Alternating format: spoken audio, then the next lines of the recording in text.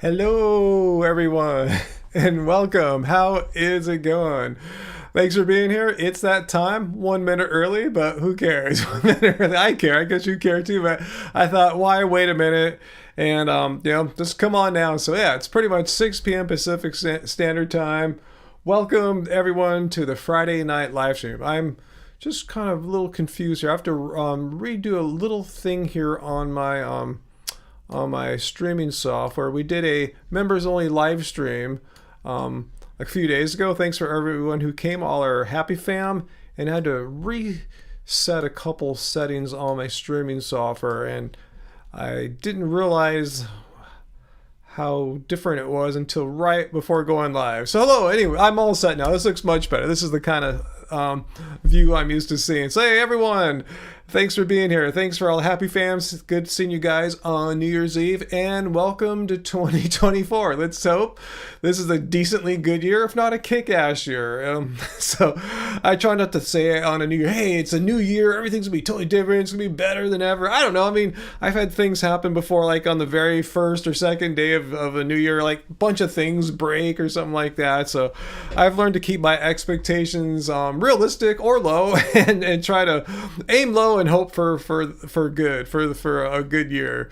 So anyway, let's see. Hi everyone. I see a lot of our regs are here already. Like Foo's been on for a bit. Hey Peter and Sarah, I got your card here. Sarah, I got your, I don't want to reveal your name or anything here, but got your card here.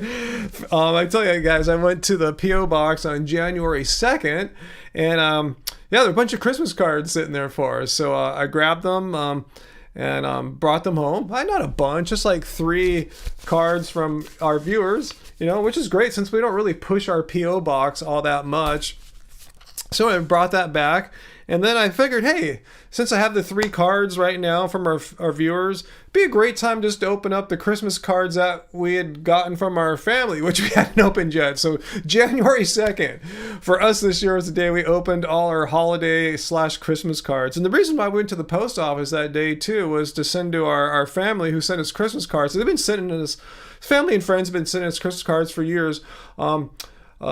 We sent them New Year's cards. So we took them to the post office and we picked up our Christmas cards at the same time. So yeah, we're weird and we know it. We know we're strange people, and that's how we roll. We always just do things our way. So glad to see everyone here. Happy fam, which are our channel members, and everyone. Like I saw a few names I don't totally recognize yet. Like Petey's Ponderings and Pig's Dream. Hello to you guys. I thought I saw Jesse 12 String on earlier too. Yeah, I want to say hello to Fritz and Metalhead, Ditlo, Vien Moyman. How is it going, Vien Moyman?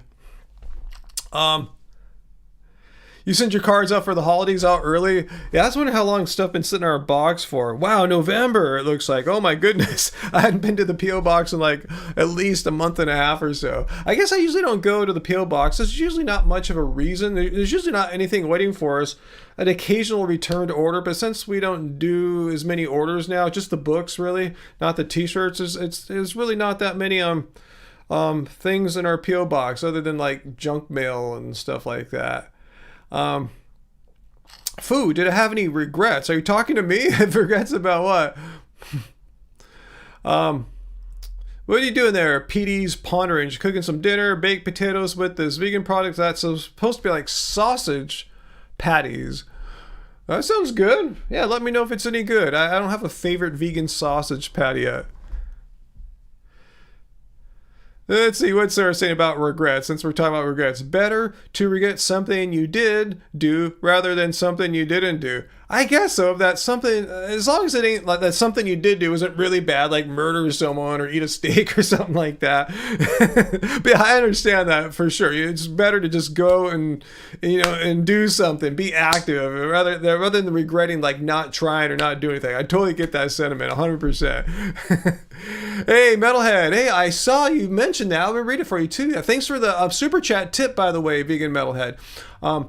Ever seen the competition Top Vegan? The Vegan Metalhead, applied for season 2 today. It's like MasterChef or Top Chef, but fully vegan. Well, I hope you get it. I wonder what the competition's like for that.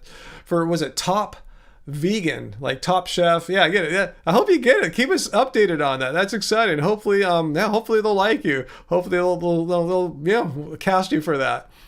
Not just like you, but like you to be on the show. Let's see.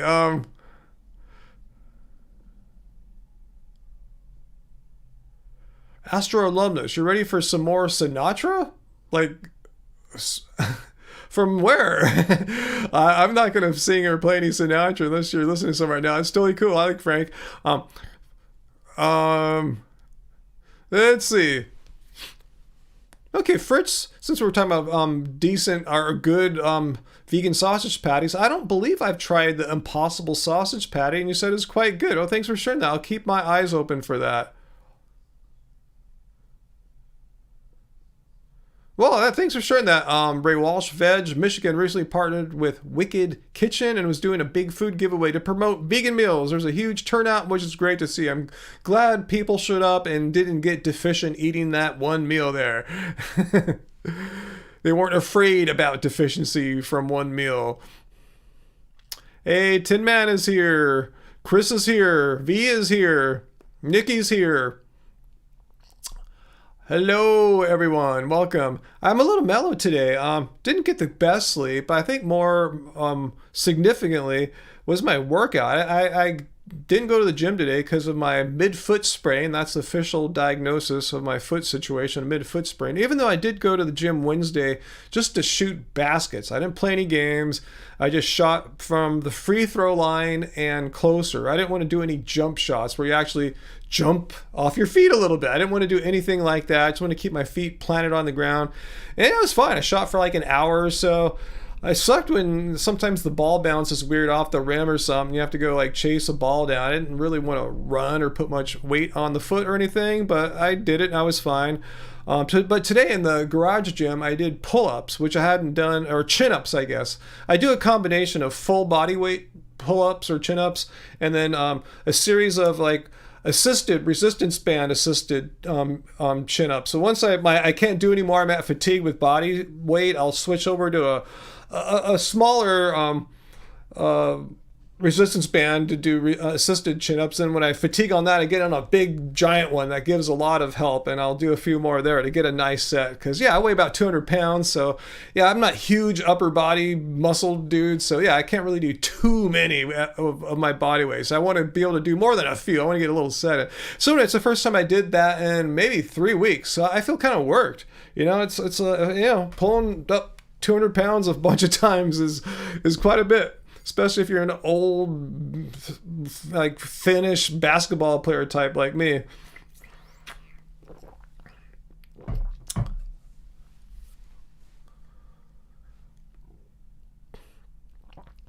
What's that, Mary Bobert? Anyone here who doesn't eat the fake meat alternatives? I feel like we're unicorns at this point. Yeah, we eat them from time to time. Yeah, for years though, Mary. Yeah, we didn't really eat them. There weren't that many options, no, yeah, we don't regularly buy them or anything. In fact, I would say we pretty much never buy them. The only exception, I remember I made a market trip in my own, and I saw some kind of sausage patty. It wasn't one of the big brands, I don't think. Anyway, I got that as a treat. But yeah, we don't buy fake meat burgers or fake meat meats or sausages or anything like that. But we will eat them when we go out of the house. I can go to Veggie Grill. I just had some like chicken or buffalo wings from Veggie Grill the other day, which is a vegan chain restaurant out here. So we'll get them from time to time. I had at the other vegan fast food chain we go to, Plant Powered Fast Food, which we went to this morning to get out of the house when they were jackhammering on the street.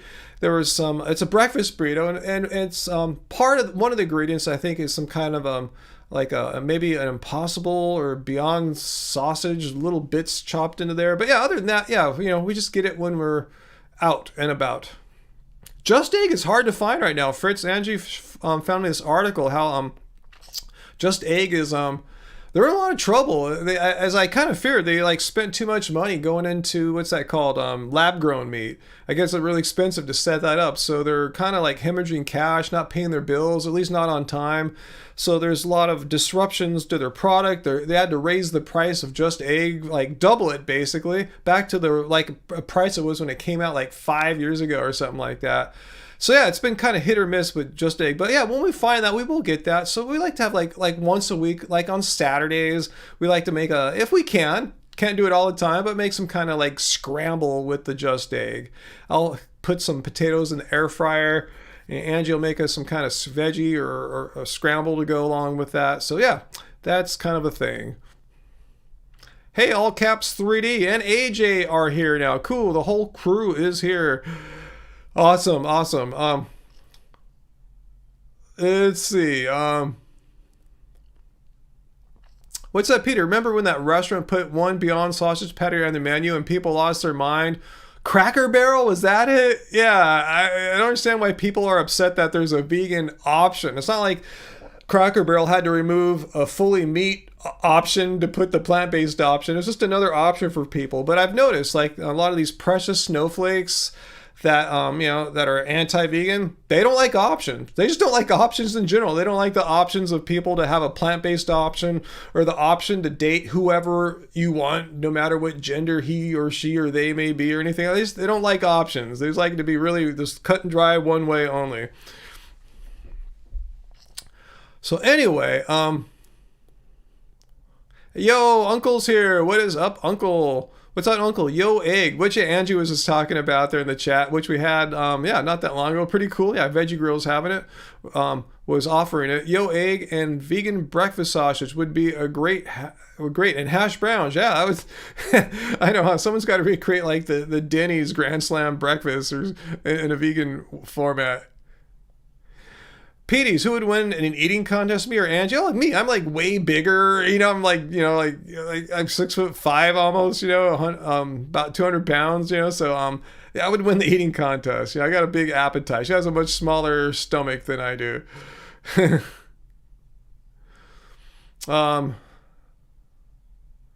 I forgot what Just Egg is made of, but I know the main ingredient in it is mung bean, if I'm correct. Is that right, guys? Remember, yeah, I'm a little tired today from all my chin-ups and stuff, but yeah, it's mung bean, which is a dish that's, it's an ingredient that's not used that often in like American or British cooking, but it's used in Indian food. It's in khichdi. In fact, that's what we're going to have for dinner tonight. We're going to reheat the khichdi that I made last night. So, yeah, mung bean. Yeah, it's not that creepy. We ate mung beans for years before Just Egg got invented, or at least released into the marketplace. Yeah, vegan Denny's. Wouldn't it be awesome if you go into a Denny's anywhere in the world 24 hours and get a vegan Grand Slam breakfast? I just might do that for the hell of it, if I could stay up till like 2 in the morning again, go into Denny's at 2 and get a vegan Grand Slam breakfast. That would be interesting. But Mary, Just Egg? No, I don't. Maybe you have a very different kind. I don't know if you're talking about Just Egg. Maybe you're talking about something else. But Just Egg does. I know what you're saying. Some smells of foods are really like, at least gag-inducing for some, for me, for you. But yeah, Just Egg. No, the smells fine to me. But yeah, maybe you have a different psychology or physiology or something like that. AJ, you can make your own Just Egg dupe. Well, you can, but it ain't gonna be quite the same. Just Egg is very a complicated product to get that texture. But yeah, when we don't have Just Egg, AJ, you're right. We'll just make some kind of tasty tofu scramble, So yeah, it's all good. Either way, I can go either way. I don't have to have Just Egg. If Just Egg ain't around, yeah, tofu scramble. I'm stoked about. And if there's some Just Egg available, an egg scramble, mung bean egg scramble is great too. I'm all good. Is khichdi fermented? I think you can ferment it, Uncle. I don't bother to do that. I just cook it. I don't really bother to ferment food. Not that I'm against it. I just don't have the time or patience or anything like that. Hey, Redlocks 2, how is it? What's that, Chris? You got tomato sauce on the stove right now. Having pasta and spinach tonight. Awesome. Yeah, there's Angie's comment. The old Follow Your Heart brand of vegan egg had like a ill sulfur kind of smell to it, but Just Egg doesn't smell or taste like egg. So yeah, trust Angie there. She's worked with Just Egg quite a bit now, with our breakfast scrambles. Yeah, I've never smelled anything foul or unpleasant about Just Egg. Maybe got a bad batch, perhaps. It shouldn't have a smell. And yeah, I'm not sponsored. I don't get any money out of it. I'm just sharing with you my experience. Petey's, Denny's by you serves a vegan burger. I wonder if that's normal. I wonder if that's like chain wide. I have to say, I don't think I've been into a Denny's in like maybe 20 years or something like that. So you guys have to educate me on that. But I remember many a time in my 20s and I guess early 30s, particularly in my 20s, yeah, Denny's, especially after like 11 p.m., after midnight, was a place I would end up in a little often.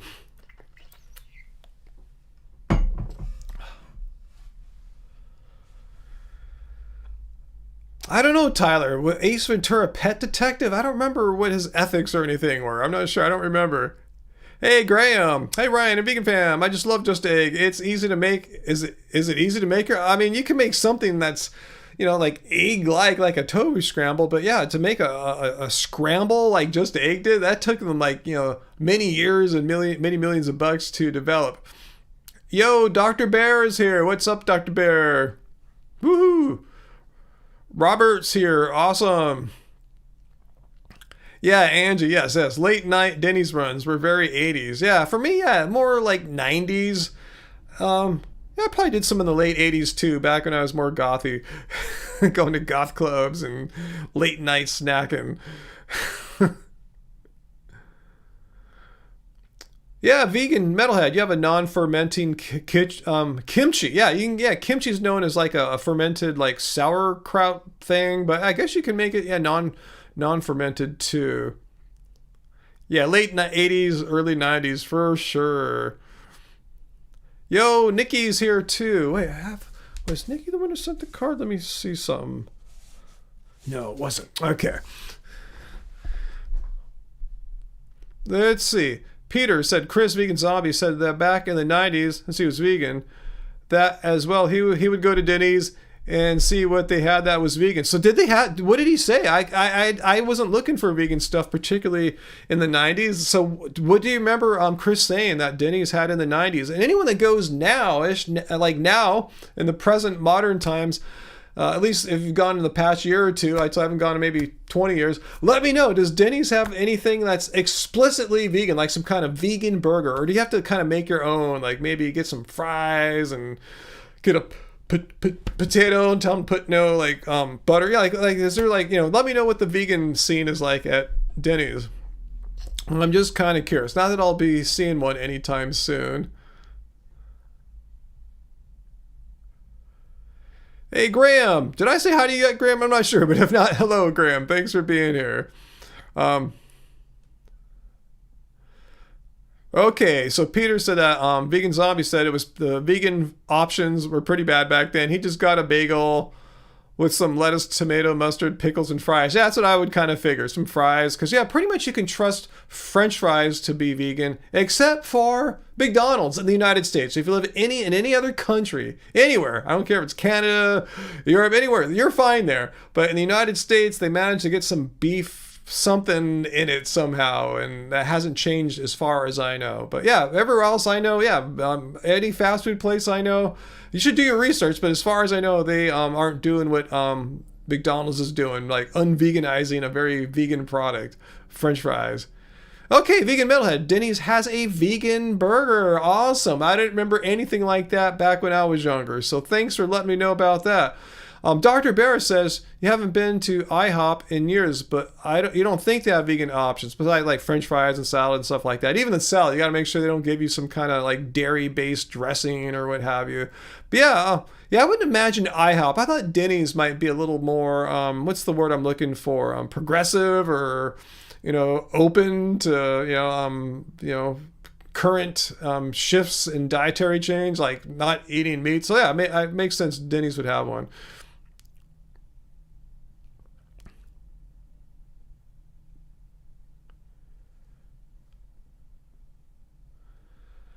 Don't worry, be happy. Well, not all. I know what you're saying there about highly processed. That's a word. Ultra processed is an exact phrase that the meat industry is putting out there into the public eye. They're paying their vloggers and TikTokers and YouTubers to constantly beat into people's minds.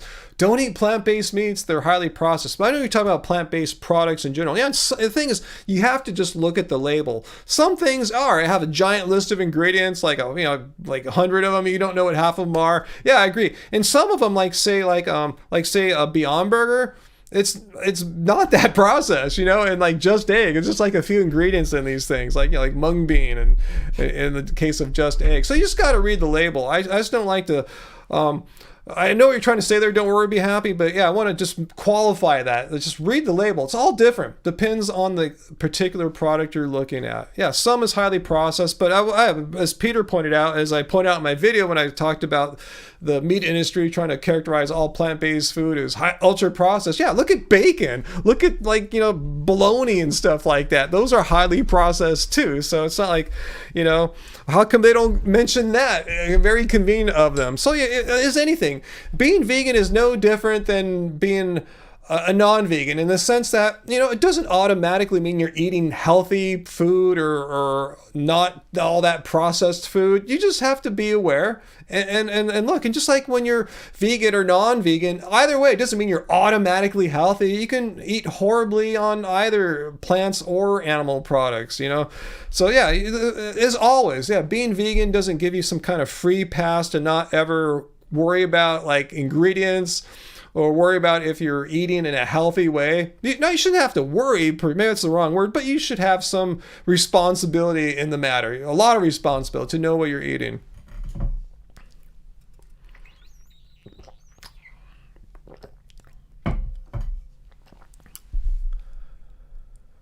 But yeah, I'm with you, Sarah. For the most part, whole food, plant-based for health, and vegan for the animals. Yeah, like just today. I mean, we had that breakfast sandwich because we had to get out of the house with all the jackhammering in the morning. But yeah, for lunch, Angie made us epic burrito bowl. If you have our books, you know what I'm talking about. The epic burrito bowl. It's whole food as you can get. Some rice, Spanish rice that Angie seasons up just from plain regular rice, and beans and avocado.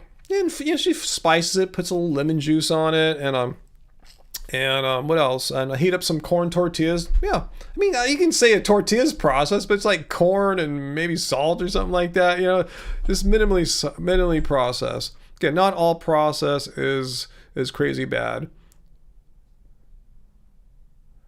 No, I didn't see the trailer for Vegan Zombies movie. It's finally coming out. Cool. I will look at it later. Thanks for sharing that with me, Peter. I wasn't aware.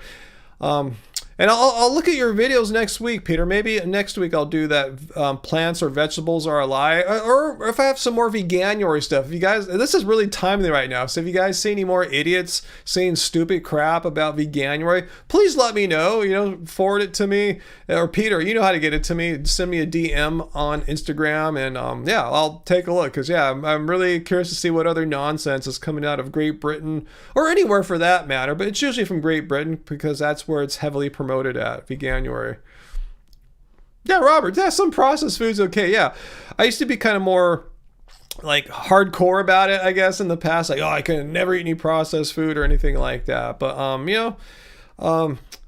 it's not like, the thing is what you eat day in and day out. If you're eating healthy for the most part, or for generally on your own, if you get some processed food and you go out, I don't think that's really gonna, my personal opinion, I don't think it's gonna really change your health situation for the worse at all.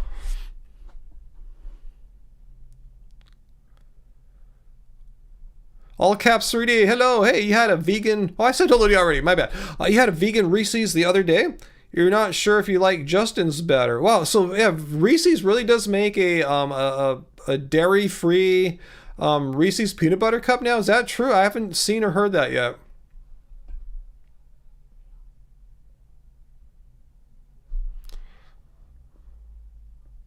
Okay, thanks, Sarah. Zombies movie isn't coming out soon. Just released a teaser. He's still doing the post. Well, if you're in post, that means you're done with filming, so it's on its way. To have all the filming done. It's in the can, so to speak. Cool.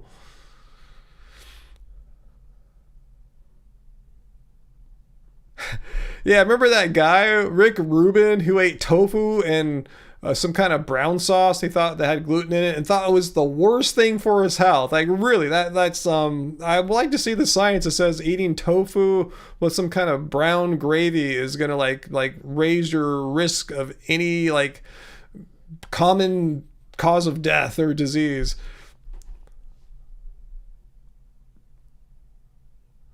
Yeah, don't worry, be happy. That's what you said there about plant-based. That's why I don't like the term plant-based as much as I like vegan. Vegan is very specific. You know, we can all look at the definition of vegan. I'll save you from that right now. You want to do it? Let's take a look at the definition of vegan. Ooh, that's not the definition. Should add that ready to go. Here we go. The definition of vegan. It's a stance against animal cruelty and exploitation. So it's very clear. Yeah, we're not consuming animals because we're against animal cruelty and exploitation. But the word plant-based is very vague. It just means you probably eat a lot of plants, but doesn't mean you necessarily for sure eat only plants. So therefore, when you look at ingredients of something, a food product in the store or whatever labeled as plant-based, you better read that thing carefully because they could say, oh, it's based on plants. We just have a little smidgen of dairy in there or something like that. It's plant-based though. See, that's why I like vegan. You know, it's very specific as far as, no animal products. There's no ambiguity. If someone were making a product labeled as vegan and had animal products, it'd be hell to pay.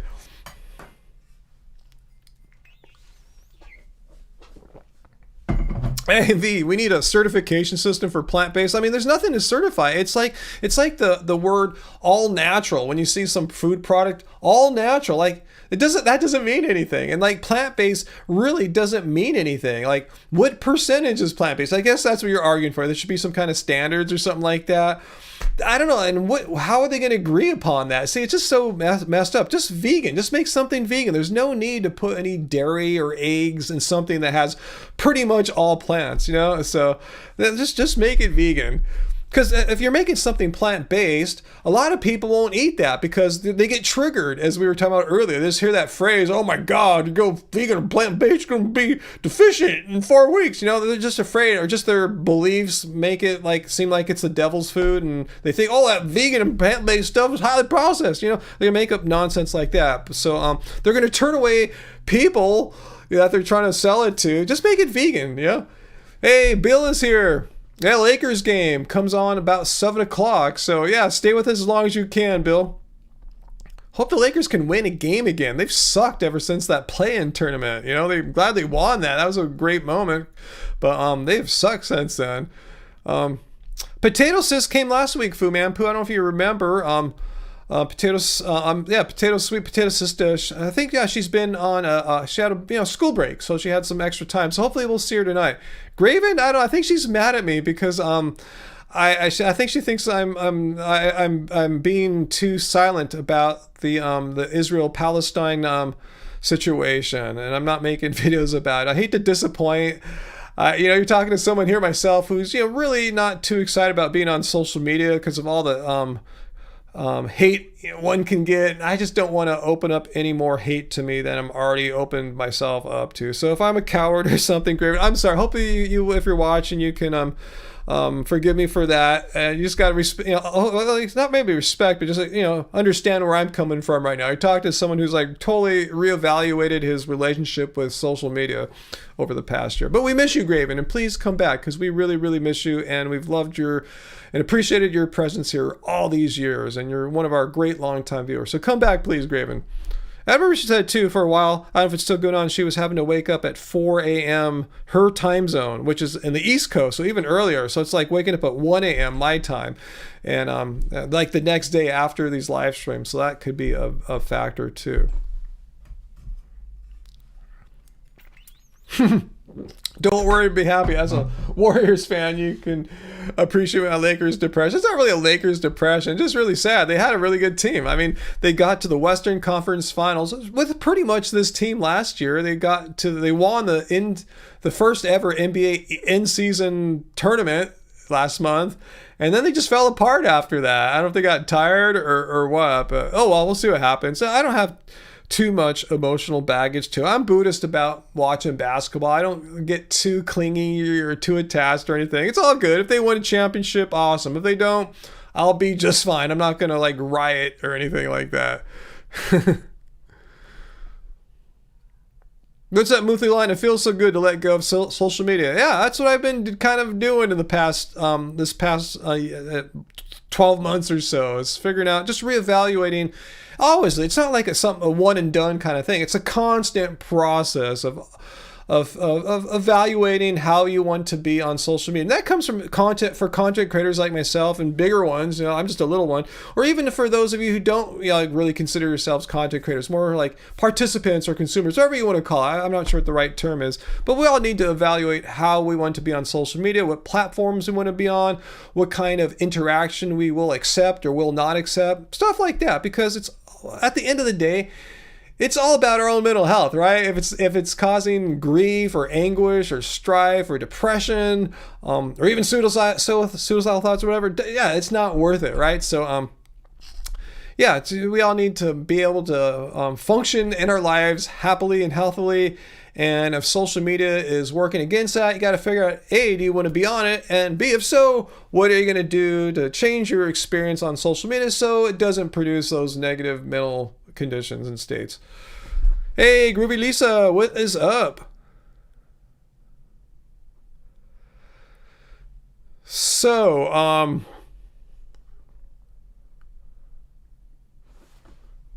wow, what's Joey staying out of? Mom and Joey should stay out of it and stick it to veganism? What is Joey talking about there? Dr. Bear says, to me, I don't think you or any vegan activist is obligated to talk about other issues like Gaza that I'm not really all that educated about. I mean, what I see on the news is totally is depressing. It seems like, it's like they're wiping out an innocent population of civilians just to get some bad guys. I mean, it'd be like, say, like when the United States got, say we had a thing against like terrorists from a certain country. Just pick one, like back in like September 11th. Like say it was found out Saudi Arabia housed or harbored some of the terrorists were from there, the ones that were responsible for all the 9/11 stuff. It'd be like invading Saudi Arabia, the United States, and then kill a bunch of innocent civilians to find those few bad guys. It's just not. It doesn't seem like the United States didn't do such a extreme action like that, because I think they knew better. But anyway, that's all I'm going to say about it. What I'm seeing there is horrific and tragic, and it just needs to have a different approach, because what's happening right now is what's been happening is awful, and that's all I'm going to say about that. Yeah, AJ Vintage. I'll read what you said here, because I know you are of Jewish heritage. Netanyahu does not represent the average Israeli citizen. He's a warmongering despot, and I pretty much agree with that assessment. Do I ever play the guitar in the background? Yeah, I do that from time to time. Goats Woodland. Sometimes I do. You have any songs you'd like to hear me play by any chance? Not to say I'll play. I'm just kind of curious why you ask. Yeah, VLAN, vegan propaganda is only acceptable propaganda.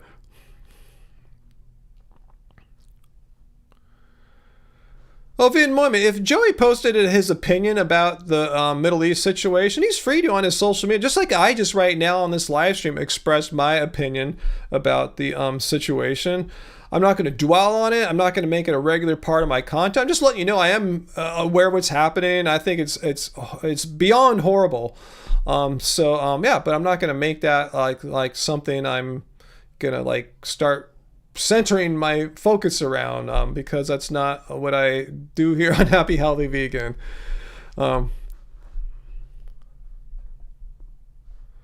Uncle, yeah, I think what happened after the Japanese Army or Air Force attacked Pearl Harbor, and the internment of innocent families, Japanese families, in camps here in California, completely wrong. And I don't. Yeah, it's just again like what's happening now in the Middle East. Completely 100% inappropriate, ineffective response. that just causes so much misery for people, like families' lives just upended. They couldn't work anymore. Their businesses gone. Their houses taken away. So yeah, it's just, how does that solve? How does that fix what happened? Anyway, no, I didn't see. I didn't see any speech. When did Biden do a speech? Was it recently? I don't really watch the news much, so let me know if it's something I should watch. Was it something from like today or past days or anything? Dr. Bear says to AJ, yes, I appreciate you and others of Jewish background helping to draw a distinction between the Israeli government, that namely Netanyahu's warmongering despotism, and ordinary Jewish people. Lots of Jews have spoken out against the war in Gaza.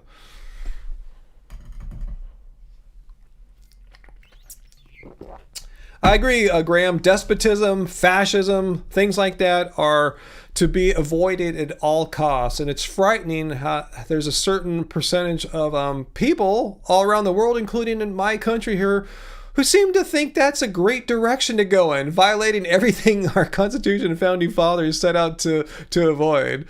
But anyway, yeah, hopefully the United States doesn't become some kind of fascistly... I don't want to get too political here. I want to see the experiment into democracy, however flawed it is here, to continue. Yeah, Graven's missing out. We're talking about it.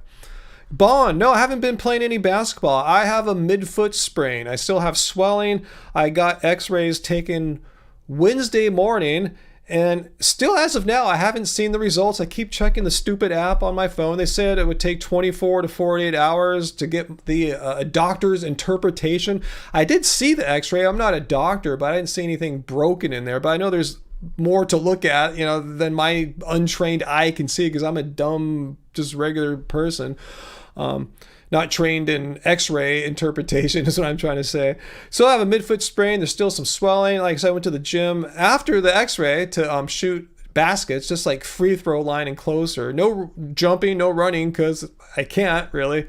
So yeah, unfortunately, I can't play basketball, which really, really, really, really sucks, because I was in great condition. I've been really building up my basketball conditioning for the past couple months, and I thought, my conditioning was pretty good. I was ready to play film some more one-on-one games against young basketball star type guys, like in high school and college. I know. Nope, that's gone. It's going to take a while to heal.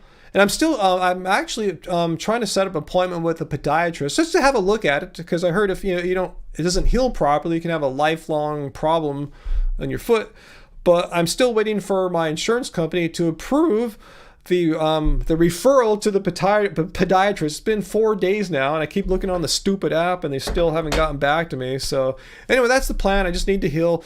In the meantime, though, I'm waiting for the x-ray results, and I've looked online for some physical therapy, how it's done, a midfoot sprain that I have physical therapy, and I've been doing stuff around here at home in my garage gym, trying to get the physical therapy started now. And it's funny, some of the stuff I intuitively thought I should do is in that list of midfoot sprain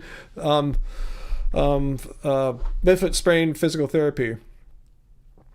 I needed x-rays for my foot, Bond. Yeah, veganism debunk. I mean, no, anyone with a midfoot sprain, it's recommended they get an x-ray. The doctor, when he examined my foot last Saturday, I had no idea I was vegan. It wasn't anything I mentioned. Just said, yeah, you should get an x-ray. Unfortunately, he told me the x-ray technician called in sick. Yeah, Saturday, the day before New Year's Eve. So I went back on Wednesday, like I said.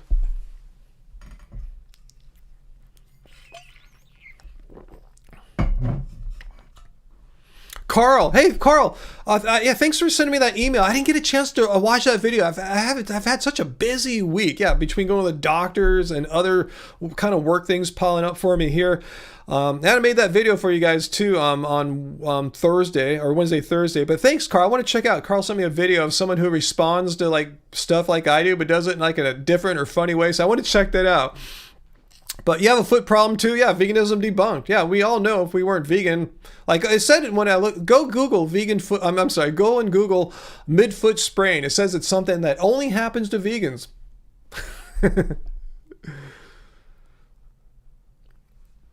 I know, Fu Manpu, fascists are everywhere. I just hope we don't have a sufficient amount of them in this country to vote in a fascist. That's my hope. Hey Peter, did I see the video titled "Don't Do Veganuary"? Sounds like my video. I'll check it out. I think I saw it. Is it a lady, girl, female, whatever, on the thumbnail saying that? If so, I should check that out. Is it someone trying to debunk Veganuary? If so, that'll probably be my next one. So thanks for reminding me about that, Peter. Is that the one? Some lady, girl, person debunking? Or I didn't know if she was being sarcastic with that title, or was she serious, like trying to debunk Veganuary? So let me know. Yeah, Goats Woodland. Mid-foot sprains happen to ballers who play ball hard. That's what happened to me. It was in the middle of actually playing a game of one-on-one. Actually 21. That's how it happened. I was shooting a free throw. I knew I was going to miss, so I pushed hard off my left foot to get the rebound before my opponent could, and as soon as I pushed off the left foot, I felt like a popping feel. Didn't feel painful at all. It just felt weird. No pain or anything like that. I said, I got to stop, and good thing I did. Because I still feel a little pain now because there's been some swelling that's gone down, but it's still there. I still feel it when I walk in certain shoes. And fortunately, the bruising is all gone. There was like a bruising for about a week plus, and kind of gnarly looking underneath my foot, but totally gone now. So, but thanks guys about my about my video yesterday. Sarah, I'm with you. I'm voting for the first candidate who can string 2 coherent sentences together. Yeah, that'd be a plus. See, we have the bar set so low in this country, huh? Poo, you had to take a poo this morning. Veganism debunked. No, that's a good thing. That means veganism is doing its thing, allowing you to poop on a regular basis. What's that, Robert? I think a chiropractor is important, and physio if you are playing sports. I don't have access to any of those things, I don't think. That would be cool. Let's see, Dr. Bear. My last video about Veganuary will kill you was ridiculous. The journalists on the news were totally irresponsible. They should have called the dumb politician guy out, for allowing him just to ramble on saying, yeah, there's no amino acids in plants. You have to eat animal stuff for that. Like, everyone knows. I mean, pretty much everyone I know knows there's protein in plants, but nope. Those people either knew it and were silent about it or didn't know and just let them ramble on. Either way. Yeah, anyway. Ooh, golfer's elbow. I didn't know there was such a thing. Yeah, they should just call it vegan elbow, right? What's that, Carl? Your problem is, I don't even know what that is. In the foot below the second toe. What is that issue? Yeah, I've been doing light weightlifting too. Like, one of the things I saw in the physical therapy for my injury is squats, and I was already doing some like body weight squats and even some weighted squats too. Like lightly weighted squats, just like a big plate on either side of the bar. I don't want to go too hard, but yeah. Anyway, Allison, 5 dumps yesterday. Carnism debunked. Awesome. Samuel, eating blueberries every day. I have blueberries, or I have berries of some kind just about every day, Samuel. I don't really have back pain and other aches. I have an injury. I actually have a mid-foot sprain with swelling and stuff like that. And I'm going to visit a podiatrist for that. So I'm just waiting for the swelling to go down. But I guess I read mid-foot sprains could take like months. Seriously, I could be out for like another couple months maybe, like no basketball other than like shooting. We'll see.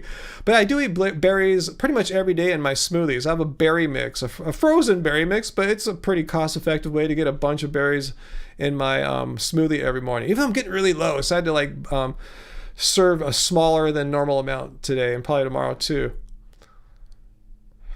Uncle, you've had plantar fascia. If I don't have it pronounced, I say it all the time from being in running. Fasciitis in both feet for over 15 years. How do you have that? Because that's known for being like a runner's like overuse kind of thing. I was so lucky I never got that as a runner. Yeah, how'd you get that, Uncle? Sounds like you might be quite unlucky or something. Yeah, Dr. Bear, who consults a politician about nutritional advice? Well, remind me about the politician. I have something to say about him, Dr. Bear. AJ, thank you for the super chat tip for the physical therapy because you're vegan fun. Thank you. Much appreciated.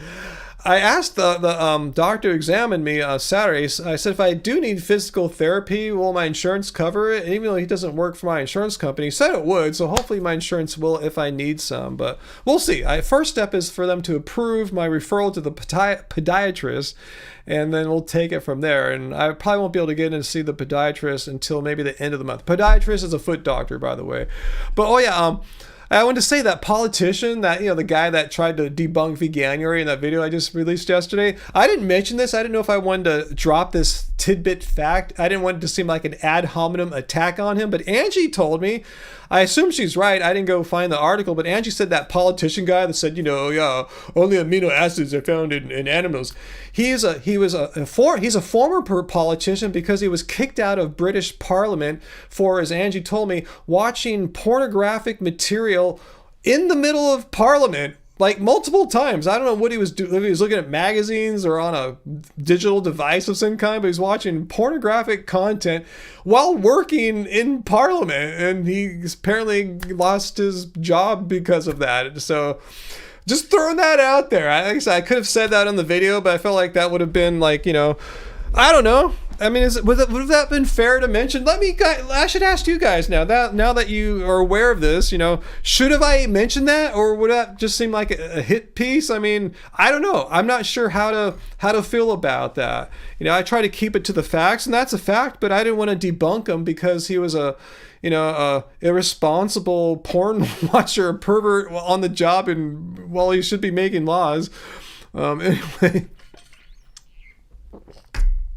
Ooh.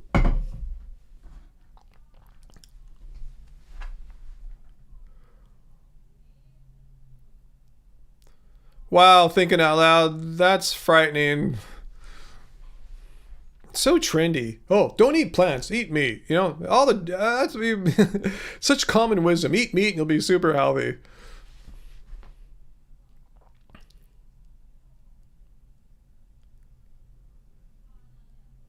What's that, vegan metal? What if that is worse than Wednesday when what you do, plants, the head chef at work?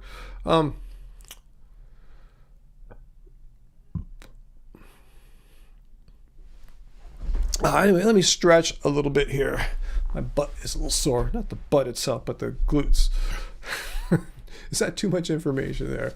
So anyway, hey, St. Pete's Runner, if I didn't say hello to you earlier. Okay, so Uncle, how'd you get plantar fasciitis? Am I pronouncing it right? From walking too far too much. You didn't do anything to fix it. Stretches, walking shoes with inserts. Well, what kind of walking too far were you doing for too long? I'm just kind of curious if you don't mind sharing that. Like, did you walk every day to work or something like that? Or was it like a exercise thing? And how far? I'm just kind of curious, how you got that from walking, because I know I hear it all the time for runners. I'm not like all runners get it, but it's a common runner's injury, but I haven't heard that from walking. That's sad to hear. Let's see. Ooh, something's happening with my hang on one second here. Something's wrong with my chat.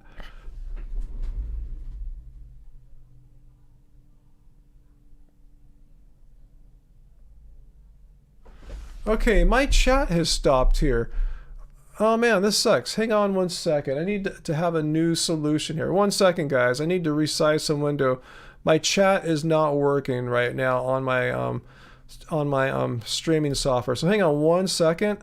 I'm going to do a little trick here to basically what I did to be able to stream with Angie in here. Hang on 1 second, guys. One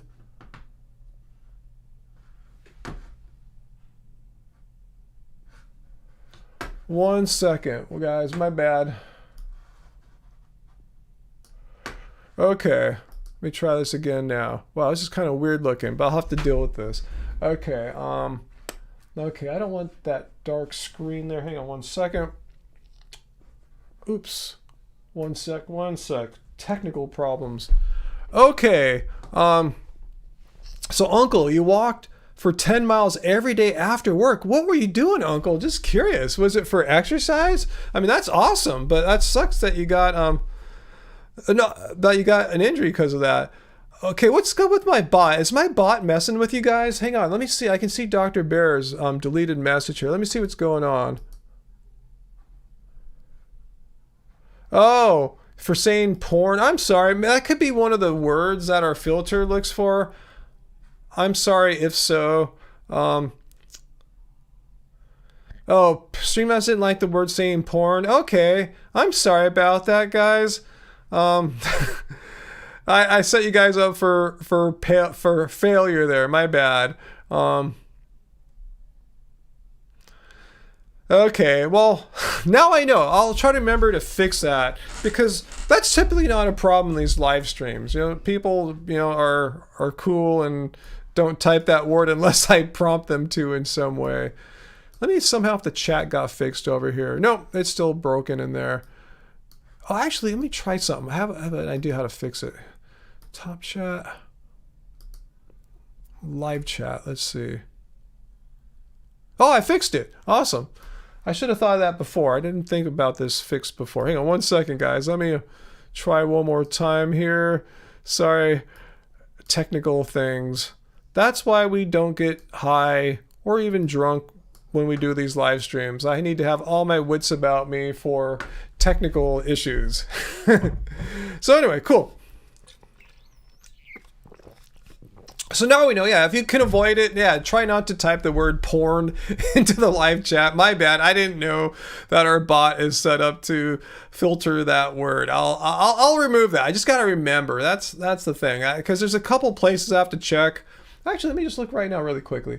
See if I can do it really quickly. If it's going to take a long time, let's see. Word protection. Let me see if I can do that. Blacklist. Let's see. I don't have it in mind. Let me see. They have a general list here. Okay. That's one of their words. I didn't put that word in there because it has like two blacklists. One of words I create and, you know, words that I know anti-vegans and trolls use. And then there's a list of words that they just automatically, that my Streamlabs software uses as, like, I guess for all creators if you opt into it. And I did. And it usually works, I guess. Anyway, I should do a special show for 420 and get high, Peter. I don't know. I'd rather not. But maybe, who knows? Yeah, thanks for answering VLAM's question. Yeah, that's why we're talking about porn. Because that guy I showed yesterday in yesterday's video trying to debunk Veganuary, he got kicked out of British Parliament for repeatedly watching porn while on the job. So anyway.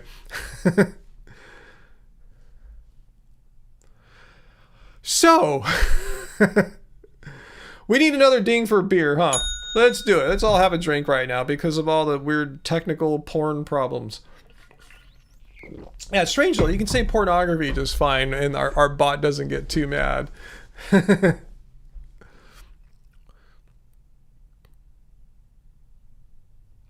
So anyway, okay, this is a new law because every year, you know, new year, new laws go into effect in each state. And one that I appreciate here, Uncle's reading one. I was going to say the one I appreciate. Do you ever got pulled over by a police officer and they say, do you know why I pulled you over? It's like incriminating. You're like, oh, because you knew I had a bunch of like weapons and crack in the trunk or something like that, a dead body. Like, you know, they can't ask that anymore in California. And if you live in another state, they probably still can. But at least in California, they can't, because I really think that's they should tell you, you're the one getting pulled over. Your life just got changed and disrupted for a moment. They should tell you, hey, I'm pulling you over because your tags are expired, or you're missing a front plate, or you're speeding, or shot a red light, or whatever.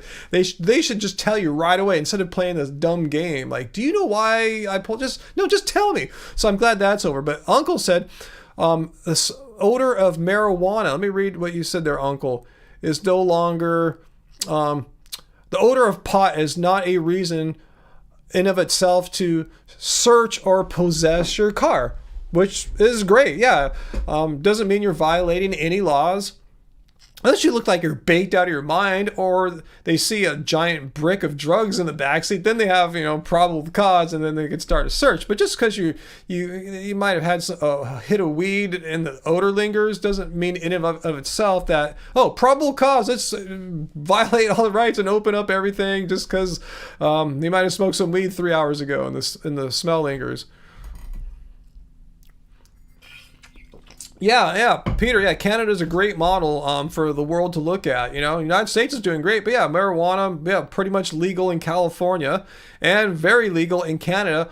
But it's sad. Some states here in the United States, you can go to prison for 10 years if you have like an ounce of weed or something like that. And in California, you won't.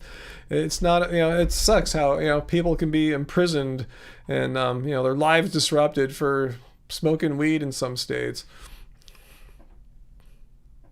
Vietnamese, see, it used to burn incense that smelled like weed, so it can be mistaken. The odor can be mistaken.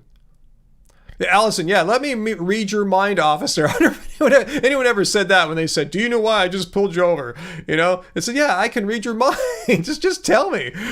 Just tell me. Why are we playing a game? Just tell me. It's your job. You obviously saw something wrong. Tell me what it is.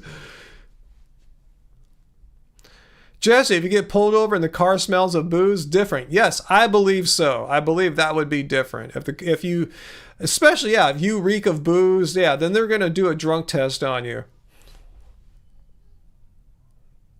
What's that, vegan metalhead? So, you yanked the head chef's pants down at your work and he got mad. Don't do that unless your head chef likes that kind of stuff, which is kind of strange, but I would recommend that's not a good thing to do in general, and especially on the job,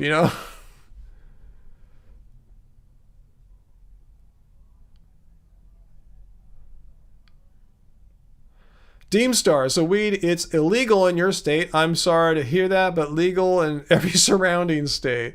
Well, hopefully your state will change. There's no reason to keep filling up your state's prisons with people who are really not criminals, typically. I mean, some are, but in general, if you're smoking a joint, doesn't mean you're like a criminal or anything like that. Yeah, so unjust on Dr. Bell. Dr. Bell, alcohol is way more dangerous than weed. Ridiculous for people to be in jail for weed. And that it's pretty much legal in your state, too. Yeah, West Coast here. Pretty much safe. West Coast of the United States. And into Canada.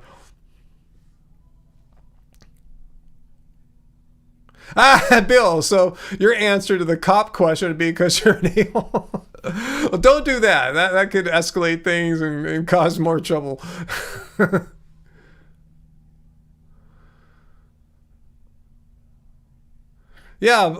Police are trained to get you to incriminate yourself. So I'm glad they have that one less tool at their disposal, in this state at least, to have you incriminate yourself unknowingly, So they should just tell you why they pulled you over. They shouldn't be able to. It's funny how I'm not disrespecting what police do or anything like that. I know it's a tough job, a dangerous job, but I know there's a lot of intentional deception on their part and the way questions are asked to try to get you to either incriminate yourself or surrender your right to have your vehicle searched when there's no legal cause to do so. So just be careful. But other than that, I don't have problems with police pulling me over. I've got pulled over in a while, but hopefully it'll stay that way. You don't drive, so you can't say that. Good for you, Bill.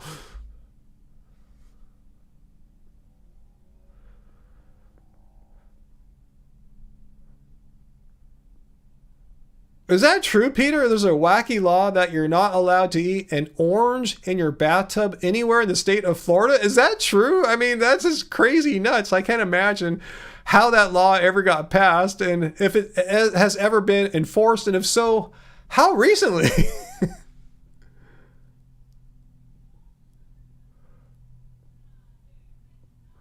Okay, Uncle, I think I heard about this one too. Yeah, also here in California, new law, your place of work can't fire you for smoking pot during off work hours. It makes sense. Yeah, you're not high on the job.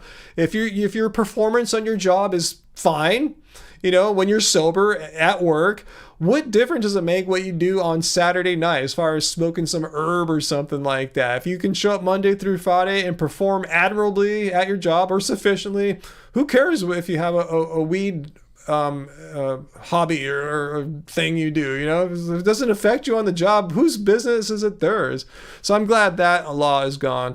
I don't think that has been I'm just guessing, I'm just speculating as a non-expert. I think that was probably more of an issue in the past, but it should just be gone. It should just not be allowed anymore. I'm glad it's not in California.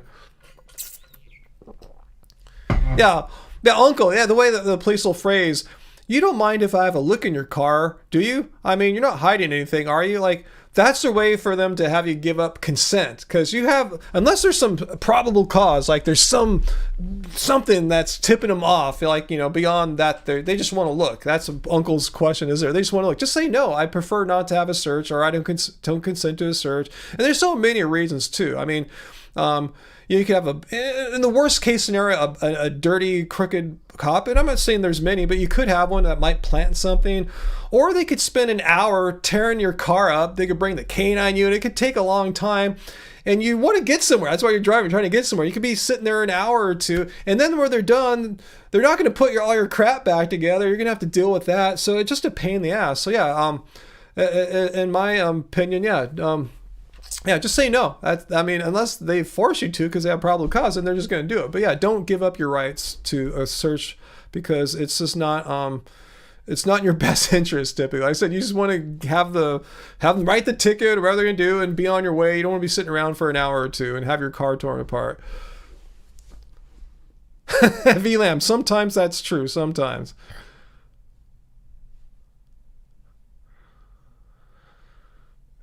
Let's see. Jesse says, if you get pulled over and the cop asks, do you know how fast you were driving? If you say no, that opens them up to all kinds of nonsense. Say yes. Say yes. I was driving the speed limit. Just say that. I was driving the speed limit. I mean, if you're wrong, you're wrong. But, don't say yes, because sometimes you'll say the speed limit's 55, and you say, yeah, I was driving 65. Already, you just said you were breaking the law. Just say I was driving the speed limit. Or maybe a 5 miles an hour or 5 kilometers less than the speed limit, just to be a little safe.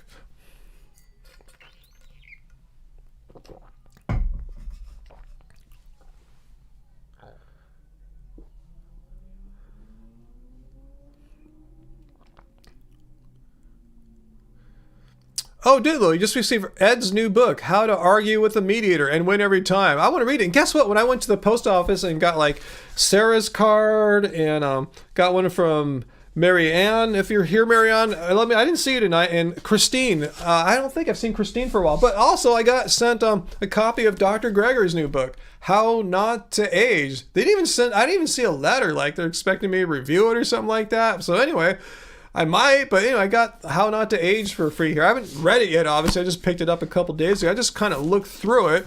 It's really not like you're never going to age, you're never going to get a wrinkle or something like that, but it shows you basically, the premise is that you can age without, having disease. Now, you might get some eventually when you're old, but a lot of people associate aging with the necessary pairing of getting sick and diseased and all that stuff as you get older. And eating a good diet, having a good lifestyle can have you have a more useful, healthy years in your life than if you don't do any good changes. So yeah, it's a nice score. I'm glad I got it. I mean, it looks expensive, like a hardcover book here. Let me see if there's like a price thing on the back. Well, $40. That's what the sticker price is for this book right now. Man, $40. So thank you, Dr. Greger. And thank you. I don't know who Seth Cohen is besides a character on the OC, but thank you, Seth Cohen. That's the person who sent me this book. I assume it's someone from his publisher. Who's the publishing company anyway? Flatrion Books. I think I've heard of them before. I guess that's where his other books are published. You got Greger's book here too? Yeah, I think I have them all. I have How Not to Die, I think, down back on that bookshelf behind the lamp there. How Not to Age Now. So totally cool. Got a lot. I think I might even have his first one too, sitting around here somewhere. But yeah, I usually wait for things to hit the library, or Angie will score it for me on like her library pass, like on Kindle. What's that, Carl? Should have been titled How to Die Young When You Are Old? Wait, I can't wrap my head around that. Yeah, How Not to Die and How Not to Diet. Yeah, I get them all mixed up now. He's writing a lot of books. You also got the How Not to Die book for Christmas. Awesome. He also made one, How to Survive a Pandemic. I didn't see that one.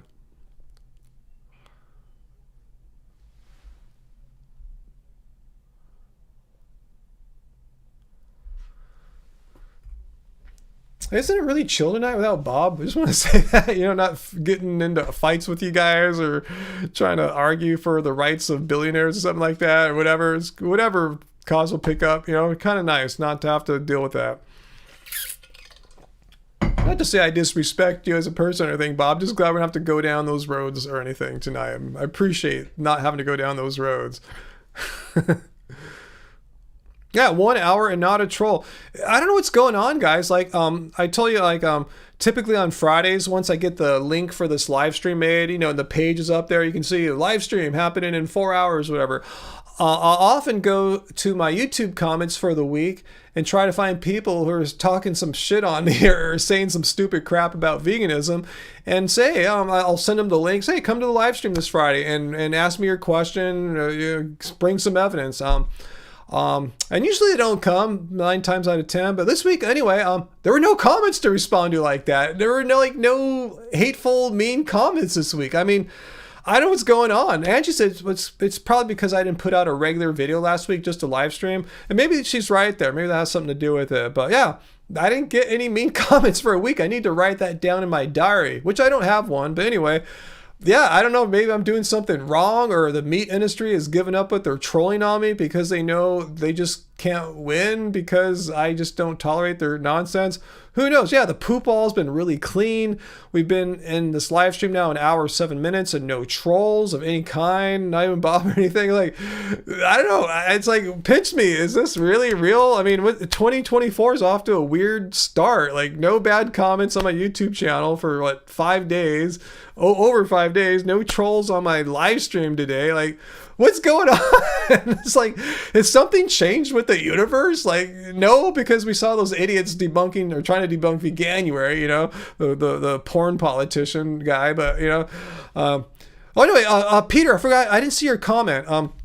Peter, you said that video, how, was I asking you that you said about Veganuary, like, don't do Veganuary or something like that? Was it that one with the thumbnail where there's like a lady girl person on the front, and is she trying to actually debunk Veganuary, or is she serious about like Veganuary sucks? Let me know, because if so, that might be my next video. Bill, be careful what I ask for. I mean, I know it's going to happen anyway. It's just a matter of time, right? It's like, if I had no hateful comments for an entire year, I'd know something's up. Like, God came down from heaven and did divine intervention or something like that. There's just no way that could possibly happen, considering the frequency and regularity of mean, hateful comments we've been getting for years and years and years and years and years and years. It's pretty much our whole time on here. So to have it magically stop all of a sudden, there's just no way. It's just impossible. But I hope it could. I'm open to that. I would be totally stoked for that. So God, please intervene and stop the horrible trolls. The trolls are on YouTube Shorts. Well, we get comments on those too, and I didn't see any comments. Mean, nasty comments. Okay, vegan metalhead. So in your work, it's okay to pull down people's pants. Okay, just making sure. I'm not sure what the situation or context is. Yeah, I wonder if the meat industry PSYOP has changed their strategy. And there really is some kind of operation. I don't know if it's a PSYOP or not, but that might be too advanced for the meat industry, but they do literally factually pay influencers a budget that they have, from a budget they have to like promote meat and diss vegans and diss plants. So maybe their psyop is not. Maybe they're saying, look, we're not making any progress with this happy, healthy vegan guy. Plus, he's small time anyway. He's not a big influencer or anything like that. So why waste our time? He doesn't get a billion views, and he's just too smart for us. He just makes us look super stupid, and I don't think they continually made look like complete lying idiots by some little schmuck like me.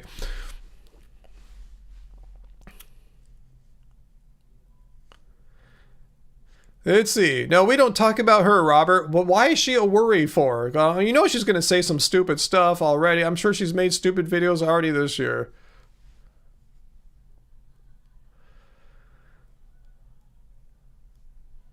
Okay, she hasn't made any about me, Peter? Good. That's good to hear.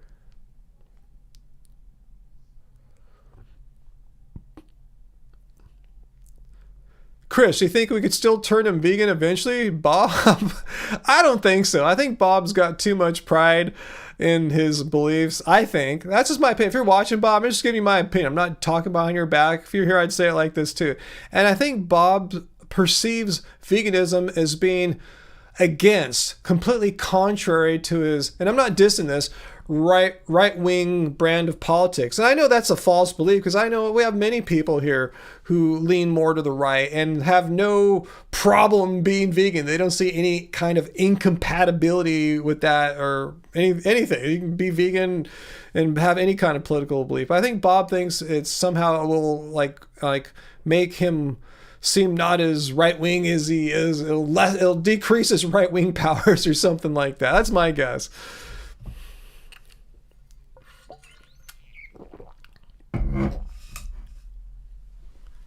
Yep, that's true, Sarah. We would know it for sure.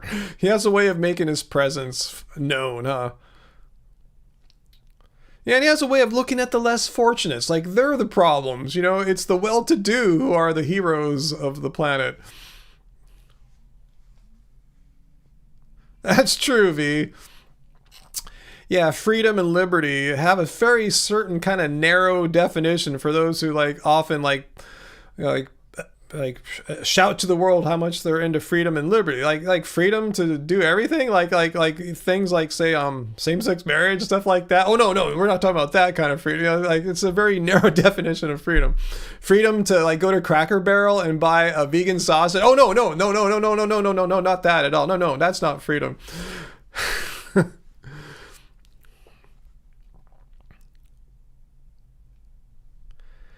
Yeah, Carl, he's used that before. It won't be his last ditch effort. He said that before. He was turned off to go vegan because there's certain vegan protesters out there that protest in a way that he finds disagreeable. I go, well, there's meat eaters out there that are a-holes or protest things in a questionable manner as well. That doesn't mean anything. It's just meat eaters will troll vegan festivals. They'll show up in front of a vegan festival and start eating meat or stuff like that, So, that doesn't mean all meat eaters are bad or anything like that. You just can't make that be your reason. That's just a lame, a silly excuse.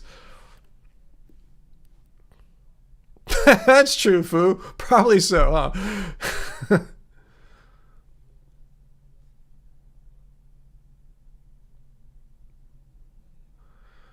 Yeah, Ray Walsh. Hey, Ray, if I haven't said it yet, they look at freedom as freedom from, not freedom to. Freedom from anything they disagree with or isn't their point of view. That's why freedom's such a weird discussion to get into with people who say they're all about freedom, because it's so easy to point out that their idea of freedom is a very restricted sense of freedom. In fact, people like me who don't ever really talk about freedom have a much more open, diverse, broad sense of what freedom really means. Because I see some of these guys tell me, well, why don't you and your vegans just shut up about your veganism? No one cares. It's my social media. I'm not going to your social media page. I'm not going to meateaters.com and saying my thing. I'm doing it on my channel, which is called Happy Healthy Vegan. I have the freedom, the free speech rights that every other person has in the United States. Vegans aren't second-class citizens. So it's funny that people that shout on about freedom, bang on about freedom, want to restrict my freedom because my freedom is inconvenient for how they look at the world.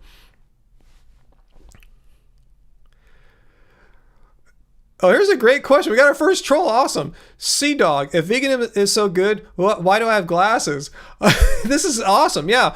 Yeah, because I got glasses in like second grade.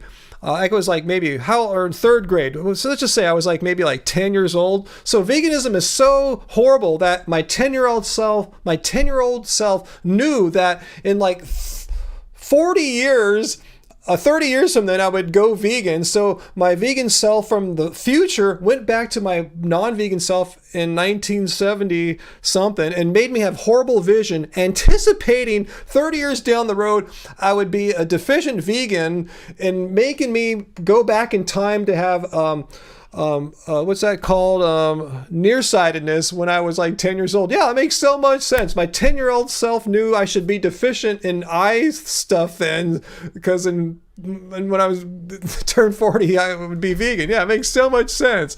Yeah, it makes so much sense. I love that.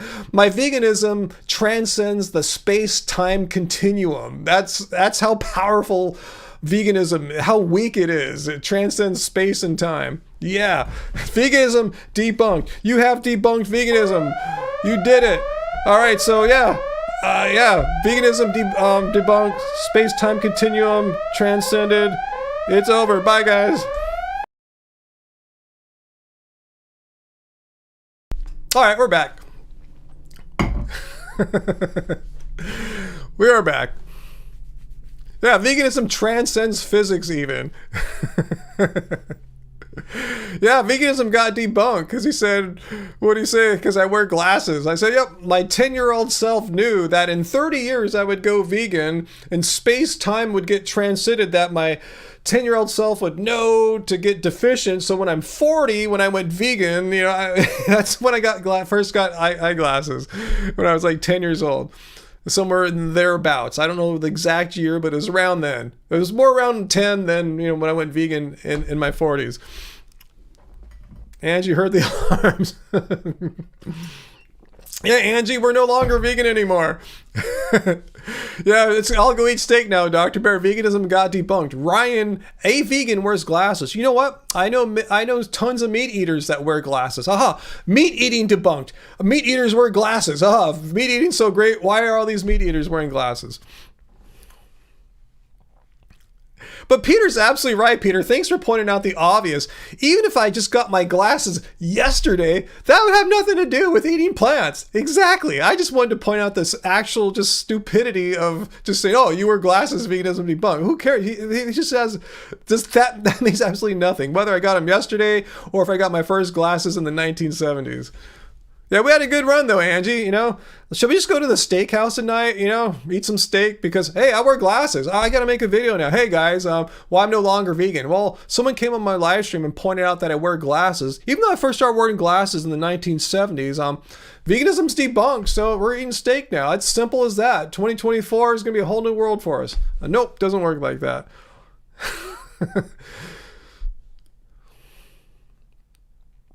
Yeah, Deem Stars. Meat eaters take statins. Meat eaters take vitamin B12. Meat eaters take vitamin D. Meat eaters have all sorts of health problems, and vegans eventually can and will too. Oh, Lakers starting, Bill. All right, if we're still here at halftime, come by and say hi.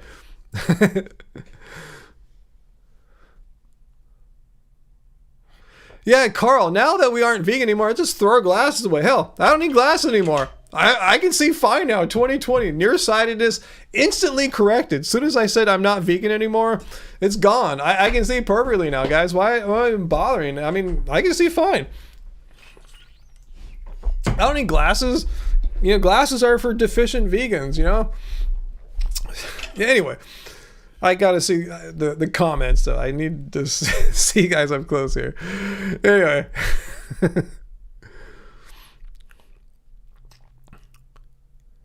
VLAM says, on a serious note, nearsightedness is actually more linked to insufficient sun exposure at childhood than anything. I think one problem, too, I read about one way to cause nearsightedness is when you're young, especially, and this is what I did. My parents left on a little nightlight in my bedroom, and I remember reading somewhere, I don't remember where, so if I'm wrong, don't sue me, but I thought I remember reading something, some kind of science-based thing that if you strain your eyes in low light for too long, that can cause some nearsightedness issues.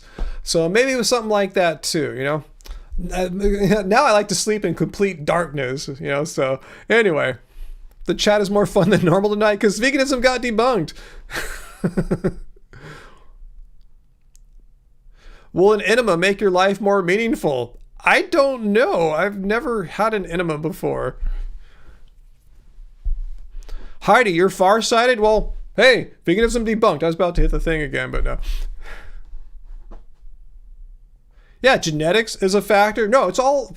None of that has anything to do with anything. Like your environment as a childhood, your genetics. Nope, it's only eating plants. That's the only thing that possibly can cause any imperfection in any human being. Like, yeah, my foot sprain, my mid-foot sprain. Oh, because you're vegan. It's not like all these meat-eating athletes that play basketball. They never mid-sprain foot. Volleyball players never sprain their mid-foot. Never happens. No, I'm just kidding. VLAM, you're short-sighted, but you don't need glasses. Are you still vegan? Well, that is a riddle that I cannot answer. That is too complicated for me, V. Robert, do meat eaters wear glasses? Well, according to that nice gentleman that debunked veganism about 5 minutes ago, according to his logic, no. If you eat meat, you cannot, but just by definition, you cannot wear glasses because only deficient vegans develop nearsightedness or whatever eye issues that require corrective lenses. If you eat meat, all the nutrients for your eyes are in there 100% of the time and they won't allow your eyes to ever weaken. Nope, meat eaters don't wear glasses. Write it down. That's right, Veggie Machine. You have 20/20 vegan power. Allison, you used to stay up late on your phone or iPod so close to your face when you was in middle school. Yeah, I don't think that's good. I thought I've been reading stuff saying not to do that, especially at night. And it helps to not look at these screens, which emit a lot of blue light. You know, when you're looking at your phone or iPads or whatever, the blue light is disrupts your normal brain cycle, whatever. I'm getting the science on, but the bottom line is it makes it harder for you to go to sleep at night. So yeah, I still watch a TV from far away. That's not right up on my face or anything like that. But I know if I'm like staying up late at night, like reading Reddit or playing chess or something like that on my phone or iPad, I usually have a little more trouble going to sleep. So yeah, I try to make it a policy. Like, you know, if like say I go to bed at midnight-ish, I'll try to make a point that I don't look at any more screens after like 10. Yeah, blue light is bad. Yeah, Sarah's smart. Get off the screens way before bed. I said for me, a TV screen's fine because it's not on my face, it's far away. I don't think it has the same effect. Ideally, you wouldn't have that on too. So if you have real sleep issues, you might want to avoid even TV for the last couple hours. But yeah, that's not been a problem for us. No, let's see.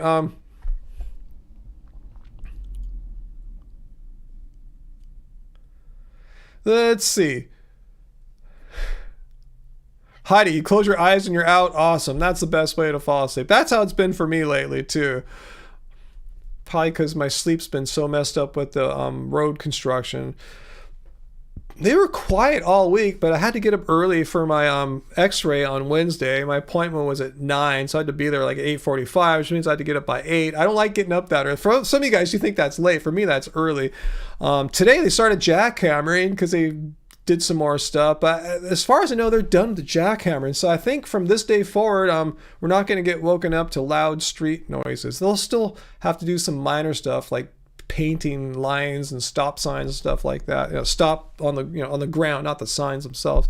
But anyway, hopefully I'm hoping now my sleep will get back to a more regular rhythm where I go to bed more like around 1-ish, 1:30 rather than falling asleep like sometimes at 11 as I have been lately.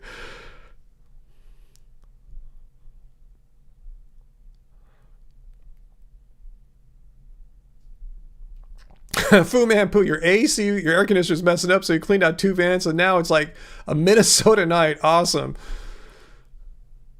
Uncle, put a blanket over you and you're out. That's how it's been for me lately, too. Let's see. Okay, I see you guys giving Fu Man Poo some good advice about enemas. Do them under like a supervised situation.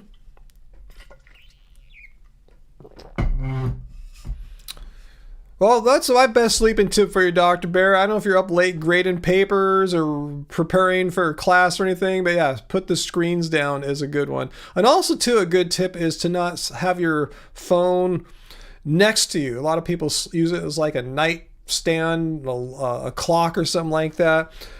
I think like something that doesn't have cellular, like say you have an iPad that's just Wi-Fi. I don't think that's as bad, but I thought, something that has cellular capability, something like 5G, LTE, all that kind of thing. I heard that that's probably not the best thing to keep near your brain when you're asleep.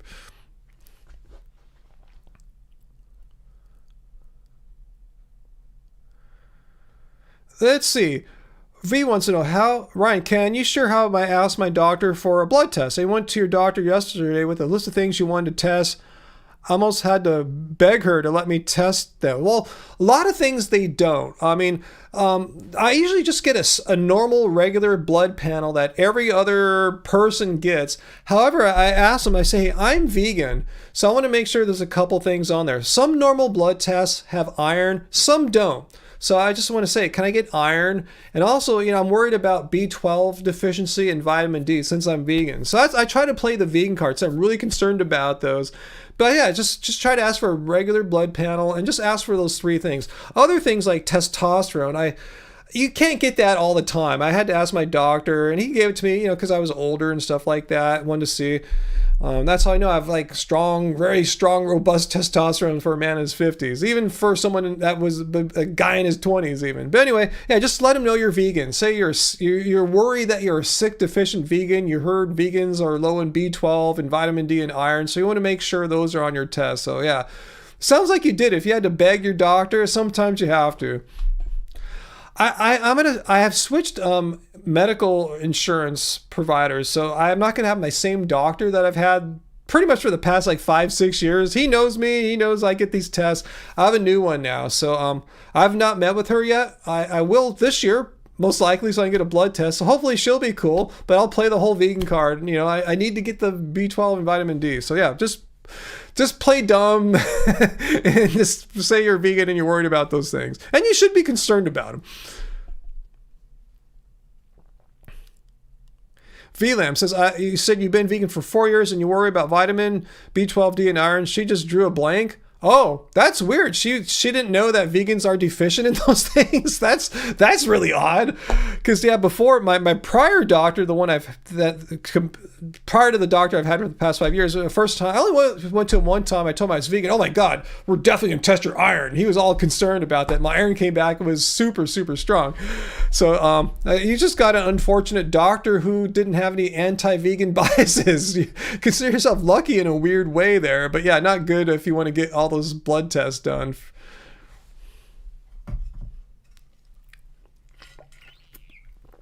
Uncle, yeah, if you can barely put your phone down long enough to charge it, you might be addicted. That's cool, Robert. Your bloods are great too. Awesome. Tests cost money.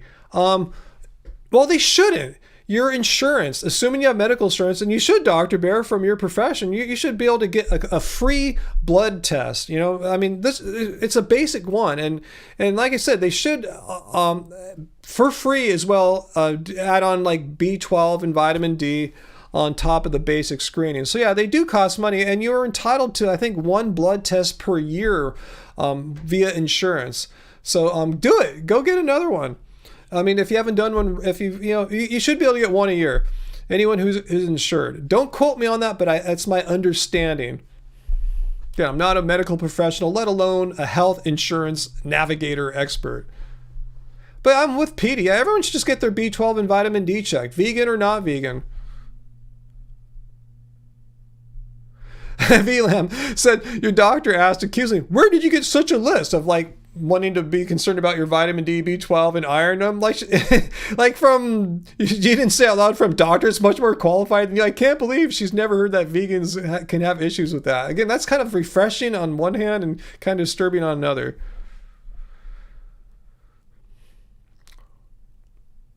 Hey, Travis, why not eat Pablo? Who's Pablo? Let's see. Oh, Pablo, why not eat fish if it's got good nutrients? Well, I'm sure, Pablo, you have good nutrients. Why shouldn't we eat, Pablo? That's what Travis is asking. Well, why eat fish I mean, everything has nutrients. I mean, any food has nutrients. Cows have nutrients. Baby cows. Veal has nutrients. I mean, everything has nutrients. Just because something has nutrients doesn't mean that's justification to end its life, to exploit it and slaughter it in order to obtain those nutrients. Yeah, humans have great nutrients from what I understand. In fact, from what I understand, the amino acid profile in human flesh is perfect for human consumption because it's the exact amino acids that humans have in need.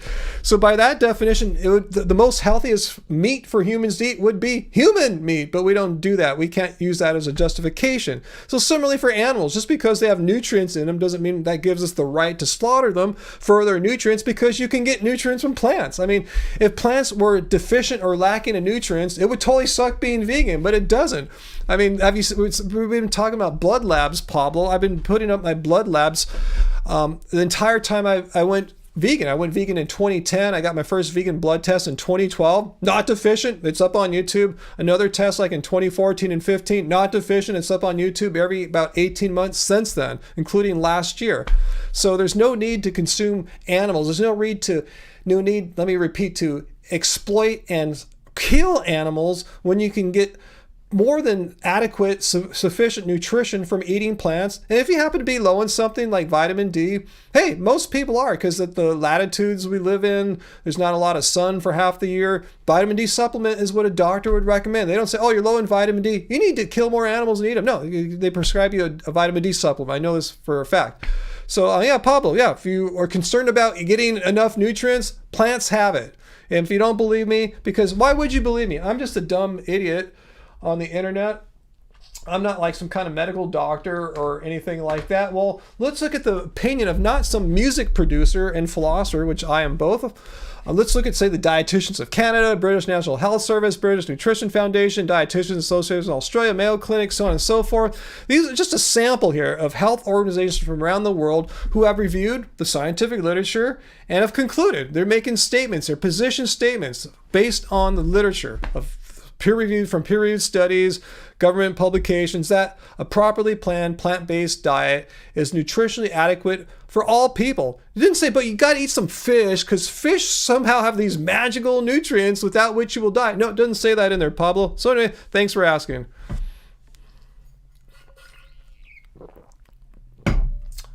So, let me get back here. Bam. All right, cool. All right, it's back to regular programming now.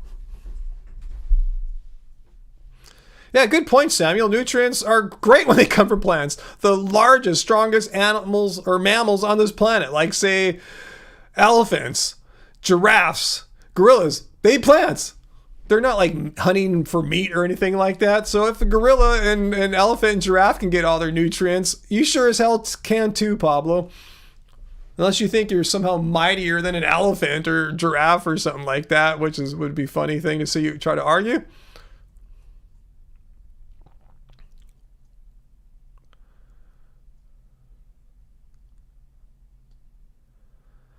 Let's see, Pablo, thank you. Just been feeling I don't get full or myself when I went full vegan for 6 months. Doctor, what do you mean you're not getting full? I mean, let's look at a proper vegan meal. A lot of people think being vegan means you eat a little less because vegans are thin, we all are lean or something like that. You're supposed to eat, no, you're supposed to eat a lot. I mean, just eat till you're full. Let's look at this, like, say, Tuscan kale pilaf here. We make this about once a week. Trust me, Pablo, if you came over here and split the serving that Angie and I make, like say I just made it for you and me, you would be full. It fills me up. And I doubt you're as big as me. I'm about 6'5", 6'4.5", about 200 pounds. I'm active. At least I was before I sprained my foot a couple weeks ago. This is filling. You got like rice, grains and legumes in the form of here white beans. You got kale. You got some potatoes and mushrooms. This thing is filling. I don't understand how someone could say they eat vegan and they're not feeling full. I mean, you just didn't eat enough. If I ate like half of what I normally ate of that, yeah, I would be a little hungry still, but I ate my normal amount and I'm stuffed. In fact, maybe I'm too stuffed. So I challenge you to come over, Pablo, split one of these with me and tell me that you're still hungry, because there's just no way. It'll fill up your stomach. You will be full. 100% guaranteed.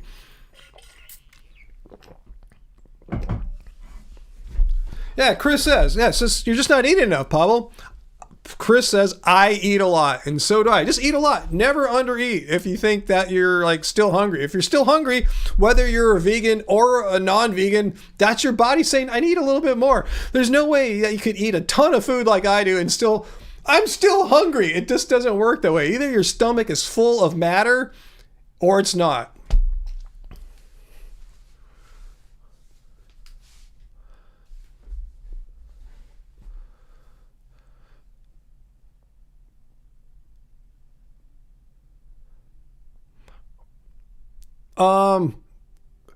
Vito Arts Productions, are you talking about the blood type diet and some certain blood types are not conducive for veganism? I haven't read that, but I've seen proper like vegan doctors and scientists respond to that. It's just being complete. It's like astrology. It's complete nonsense. There's no blood type that I'm aware of that can't be vegan, or certain blood types should be vegan or something like that. It's just astrology level of pseudoscience. Yeah, as Robert Burt said, blood type diet is bunk. Again, this is not my opinion. This is the opinion of people who know about how blood and nutrition work, and said, no, that's just nonsense. Just a bunch of like nonsense, conspiracy theory stuff woven together to sound kind of scientific. From what I know, because I haven't read it and don't plan to.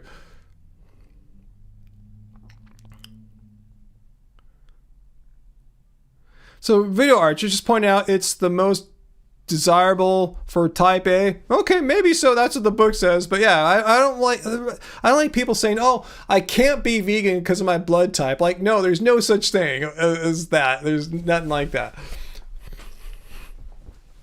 But Sarah raises a good point. Vegans come in all shapes and sizes. Some of us are big, some are small, some are lean, some are not so lean. Come in all shapes and sizes. There's no certain thing, a vegan body type, a vegan physique. You know, compare me to like, say, Nimai Delgado. Guy's got this big hulking body, gets on men's journal covers and stuff like that. But I'm like 8 inches taller than him, and way longer and leaner and stuff like that. There's all different types of body types. Let's see. Petey said, hey, Ryan, I checked the dietitian group's positions on vegan diets and didn't see anything about blood types, because there isn't anything about blood types.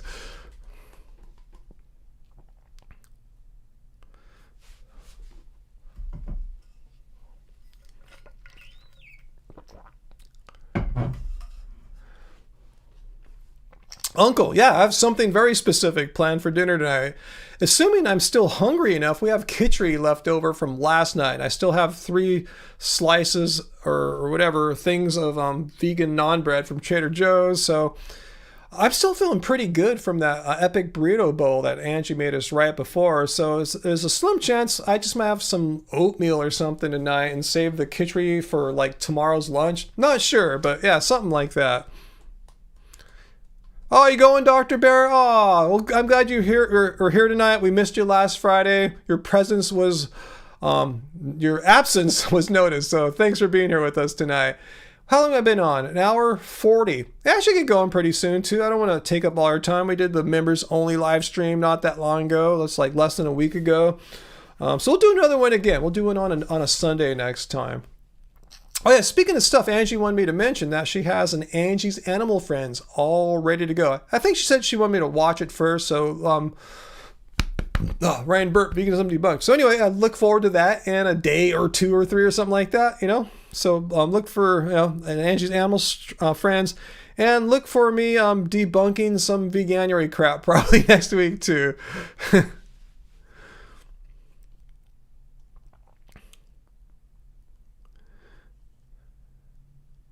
Is that a Bob Marley lyric there, Fu Man Poo? Yay, Angie's Animal Friends, Heidi. Yeah, it's fun when Angie pops in, huh? Oh, you won't be able to join. Yeah, remember you mentioned that, Sarah. Yeah, I know you have obligations on Sundays, so we won't do it exclusively on Sundays. But the next one might be on a Sunday, is what I'm saying. But yeah, we won't make it a Sunday thing or anything like that. So fear not on that. Debunk the video that says vegetables are a scam. That sounds tempting, but I'm going to go for Veganuary video. So Peter, yes or no? Should I debunk that that lady person saying that Veganuary sucks? Should I debunk that? Let me know, Peter. You may have answered the question a couple times, but I didn't see your answer. Graham, I have to ask you a Grateful Dead question. What's my favorite early track, Pigpen era? Does Dark Star count?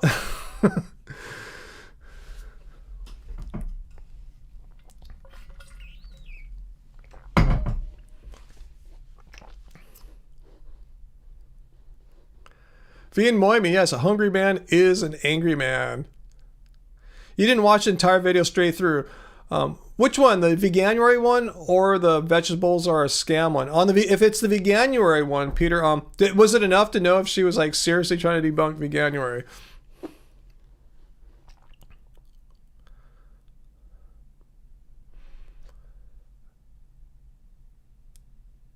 No, I've never heard of Marks and Spencer, V. I don't think is it a British thing, maybe? Only 3 likes? I see 46 likes in my YouTube tool thing there. So hopefully, yeah, if I'm going to hit a like, that's totally cool. All right, so any more questions for me here? Since I said I'll be here I'll stay on for about 2 hours, so an hour 40 or hour 1 minute. I'm sorry, 1 hour and 42 minutes right now. So let me know if you have any more questions. I think I told you all the stuff I wanted to tell you. As I said in the video yesterday too, you guys already know this, but yeah, our books are going to keep being on sale for Veganuary. For Veganuary people. So if you know anyone, if you have any friends or acquaintances or relatives that are checking out Veganuary. And we know food's the toughest thing, like what should we? It's like, landing on Mars for some people. So let us know, let them know about us, and we'll hook them up with an ebook for $9.99 or a print book for $18. Oh, thank you so much, Heidi. Thanks so much for enjoying our music. Love Spirals on Spotify so much.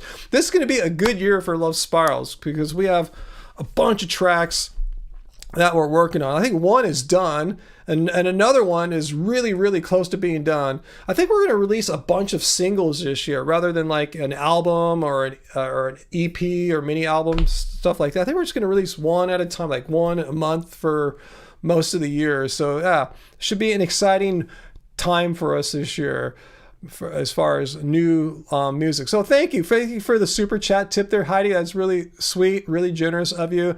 And even more important than that, just I'm grateful that you like our music and it's creating pleasurable experiences and joy for you in your life, and that means more to me than money. As far as a musician, one like me, some I guess when they do it to get rich or something like that. For me, just to know that the music that moves me so much, the stuff I make, can do something powerful and meaningful to someone else's spiritual life. So thank you, Heidi. That's really kind of you to say. Cool, guys. Thanks, thinking out loud. 53 likes? Yeah, I see 54 likes now. Someone else must have hit it too. I guess you have to hit refresh too. Does pineapple belong on a pizza, Petey? Typically, I don't get pineapple on a pizza, but I remember when I was in Maui, yeah, it was totally awesome there.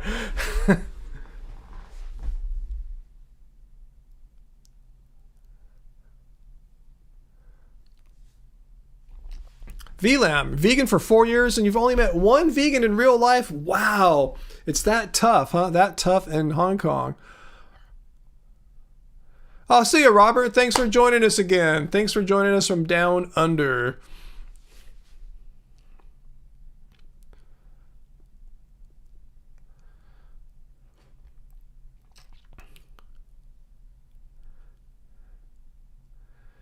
Let's see.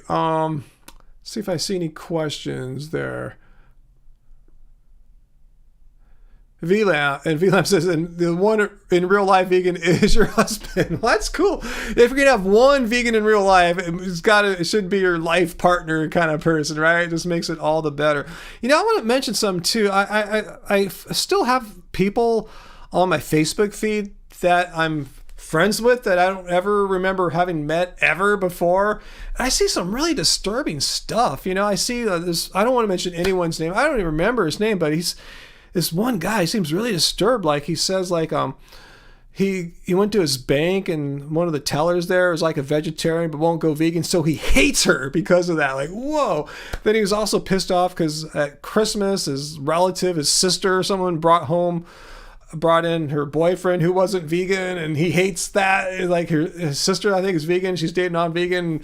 He's going, how can she date a non-vegan? And all those people comment, yeah, I could never date. I'm just like, dude, why are you guys so hateful for? It's like, the bank teller is vegetarian. At least she's vegetarian. Like, why do you hate her because she's a vegetarian? Like, vegans need to stop hating on people. I mean, yeah, sure, try to give people advice if they're seeking it, if they're receptive to it. But don't hate people for not doing what you would want them to do. That's the wrong way to show people that veganism's cool. You know, if people say, wow, all you vegans are hateful, I don't want to be a vegan. Even if I'm interested in animal cruelty and ethics, I want to do something about it. I don't want to join you guys. You guys are crazy. So yeah, hate people. Hating is seldom a good strategy. I agree, but I see this going on. I see all these people hating people.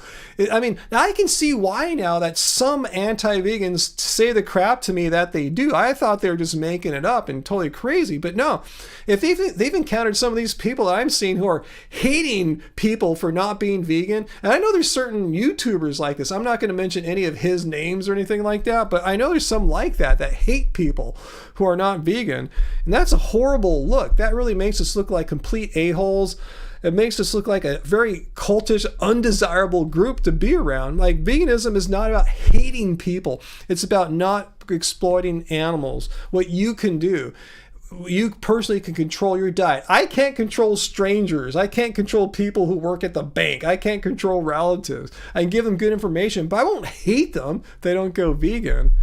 So, yeah, I just want to let you guys know. Try, if you are already kind of like that, you're kind of easily triggered, try not to be. Don't make us look like horrible people in the public eye. Don't let people have this weird belief that vegans hate you and we're some kind of weird, crazy cult or something like that. You're right, don't worry, be happy. There are really nasty people in every group. And now veganism is so large, we picked up a lot of these just mean, hateful, crazy people too.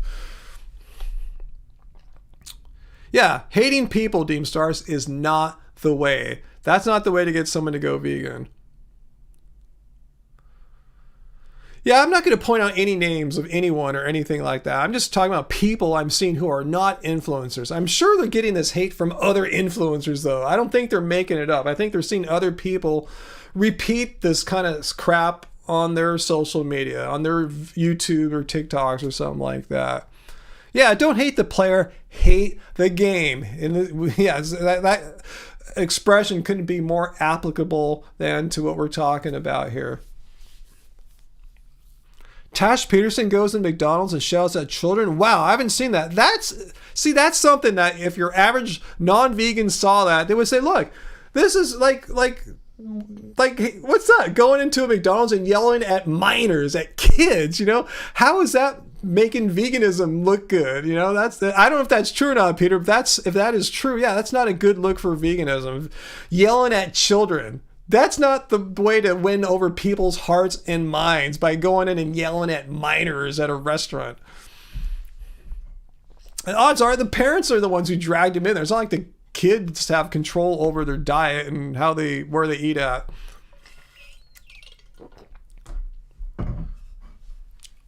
Yeah, Joseph. Hey, Joseph, if I haven't said hi to you yet. Yeah, kindly educating people about vegan food is healthy, easy, and fun. And yeah, I like to look at examples like myself. Yeah, my little self, righteous there. But yeah, Earthling Ed, Joey Carbstrong. I like how Joey is, when he deals with anti-vegans, he treats them with respect, but with forceful respect. He doesn't demean them, other than if they say something that is totally contradictory, he rightfully and forcefully points it out. But he doesn't do it in a disrespectful or evil, hateful way. So you can look at these guys. They're out in the street talking to people, and they're doing it in a way that I think is totally I don't know. I haven't seen every interaction that they've ever had every time, but I'm saying in general, what I'm seeing is a way to converse with people who aren't vegan and do it in a way where you're not making it look like vegans are hateful assholes, because we're not. I mean, some of us are, but in general, we aren't, and that's not the image or look that we should try to make people take away from that interaction. Remember that time we talked to those vegans and they were such assholes to us? We don't want that memory lingering. We want them to say, remember that time we talked to those vegans and they were pretty cool and they said some really interesting things and really provoked some thoughts in me. That's the kind of interaction I want them to have in their mind. That's what I want them to take away from the interaction.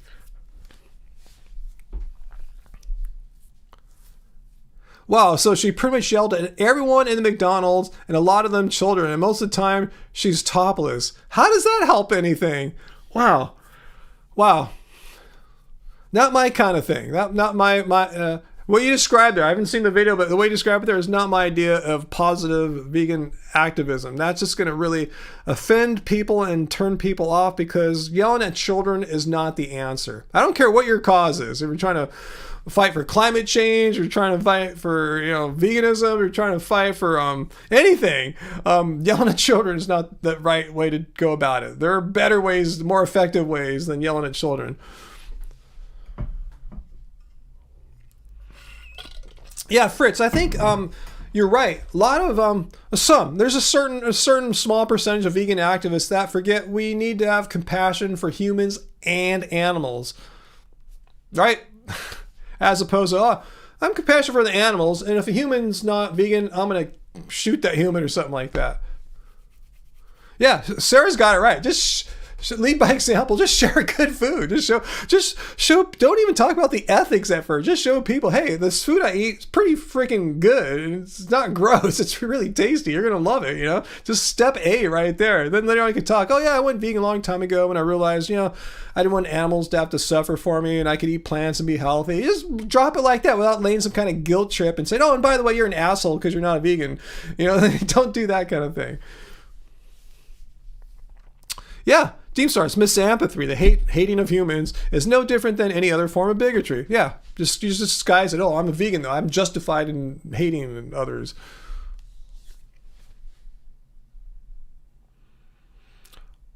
Uncle is not topless. I don't think he watches our show topless. Pretty sure. Can't say 100%, though. I've never been there when Uncle's watching the live stream.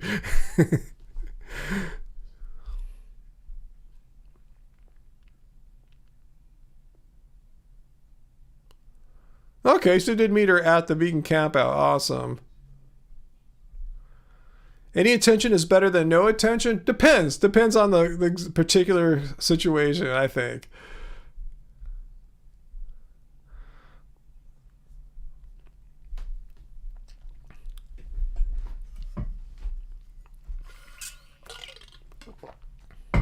But yeah, I haven't seen the videos. I didn't know about this whole topless thing. But you're describing they're going topless into a McDonald's and yelling at children in the name of veganism. I don't think that's the most effective form of vegan activism. Not to say what I'm doing here is like super effective or anything, but I'm going, that's just kind of thing that anti-vegans and non-vegans will use against us, and they'll come to me and say all this stuff like, I have no idea what you're talking about, bro. I don't know who you're talking about. I don't know about this topless stuff. I don't do that. Special delivery. Oh yeah, special delivery from Angie. There you go. Awesome. I'm still feeling kind of full from the epic bowl. I don't know if we need the kitchery, huh? Kitchery. It sounds like a lot. I think so too. So let's just. I mean, it was an epic burrito. It was an epic burrito bowl. I know this guy Pablo came on earlier. He said he tried eating plants, but it didn't make him full. So I told him, hey, you come here and eat the like Tuscan kale pilaf with me. We'll split in half. If he's still hungry, there's just no way. It's physically impossible. So Angie just brought me some jerky here. Not sponsored. If you're watching Louisville, contact me. I love your stuff, man. Sponsor me, please. Anyways, I mentioned it on our Sunday live stream. That I was going to try to get you some. Love me some vegan beef jerky. You really do sound like a product placement, but it's not. Alright. I want to see how heavily processed this is, because someone was saying earlier, got to be careful that vegan foods are ultra processed. Oh, that's a buzzword from the meat industry. And I said, yeah, some. If you look at some stuff, yeah, there's a huge list of weird stuff, but these just taste like spiced soy curls, like the ones that I can make. Let me read the textured soy protein. Tamari. And you know what tamari is? It's like soy sauce. Yeah, then water, natural smoke flavor, olive oil, and contains less than 2% of vegan brown sugar, garlic, onions, spices, white vinegar. I mean, not that processed. I made those with Butler's soy curls, but it's so much easier. So yeah, it's technically processed, but is it ultra processed? No, it's just like a few simple whole food ingredients. And it tastes really good. It tastes so good. I had like 5 of them. You had 5 of them. Oh, what flavor? It's the smoked black pepper flavor. Yeah. Yeah, I mean, when I made you the soy curl jerky, it was I did a smoked black pepper for sure. Joe Rogan is clipping this right now, but vegan man eats ultra processed vegan jerky. Made out of soy protein and tamarind, or tamari sauce, or tamari sauce. Yeah. Doesn't suck being vegan, guys. So it doesn't suck. You know? Anyone who says, oh, but you can't eat all... No, there's a vegan version of pretty much everything out there. Especially now, 2024. Hard to find the Louisville pepperoni flavor. I don't even remember anymore which ones I like anymore. I guess Angie's been getting this for me, so thanks for the shows, the beef jerky show.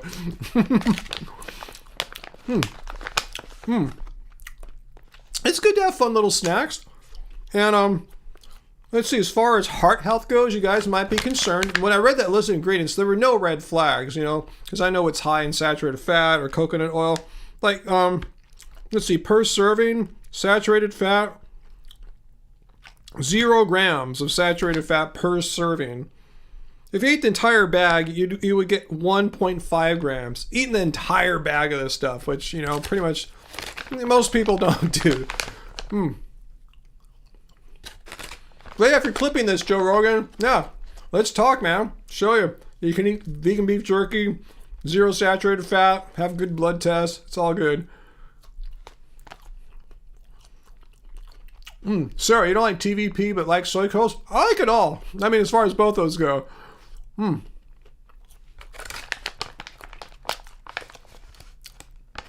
The title of Tosh Patterson's video is Topless Vegan Yells at Teens at McDonald's.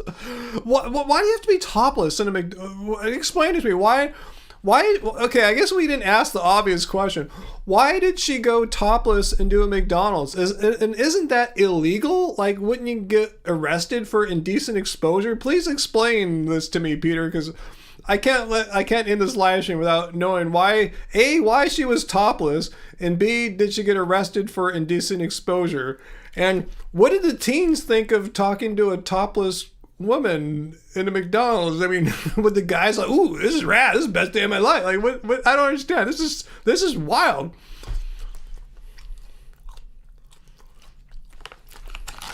Oh, she had paint on her chest. Okay, like when people paint their naked bodies, so she was topless, but paint covering. But still, you can see everything. It's just not flesh colored. Still, anyway.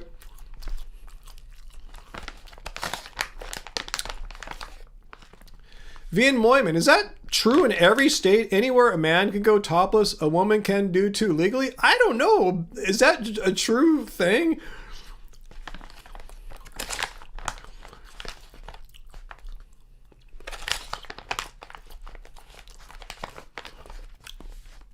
Well, Peter, the question is she bringing attention to veganism? It sounds like she sure as hell bringing attention to herself going topless into McDonald's. But the thing is, you can go into a McDonald's and talk to teens about veganism. I could do that, and I could not be topless. And she could not. I'm not saying I have anything against female nudity or anything that. Far from it. I'm just going, that just, from like a non-vegan's perspective, like say Bob Hill, who said totally inappropriate. See, that's the reaction that you get from many non-vegans when they see stuff like this. Like, Like, why go in front of minors with your, boobs out? And how is that supposed to help vegans? I'm saying, I'm just trying to put it from the perspective of a non-vegan. It just makes us look kind of like we're radical, strange people. And why would I want to align with these radical, strange people who must have really wacky, crazy beliefs if they're walking around naked and talking to kids? See, Bob says it's borderline predatory. I'm not saying I agree with him. I'm just showing you these are the kind of reactions. And Bob comes to my streams and says, reason why I'm not vegan is because I see so many of you weird vegan activists doing all these really inappropriate, predatory things, and I'm the one left like trying to say we're not all like that. I've never done any kind of semi-nude vegan activism in front of minors or anything like that.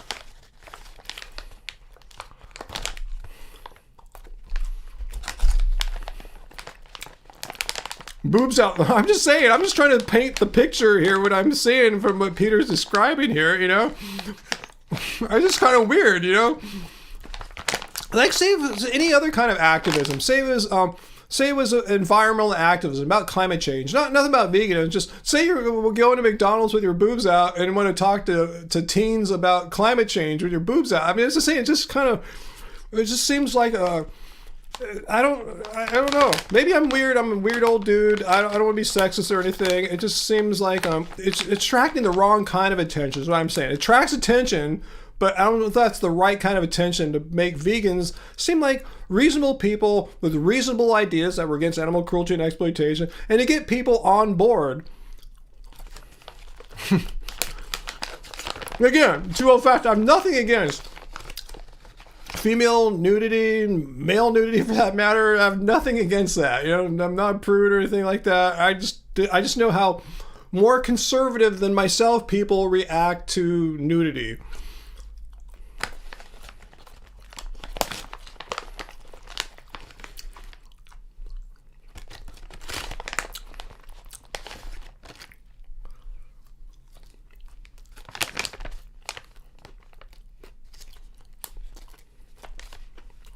Well, that's good, being Mormon. The only rest people whip their journals out. That's cool.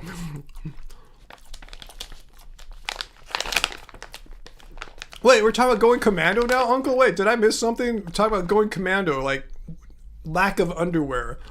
Because, I don't know if it gets too personal. I typically go commando. Just putting that out there. Just going to leave. See, I'm not prude or anything. I'm not old-fashioned. I'm pretty progressive.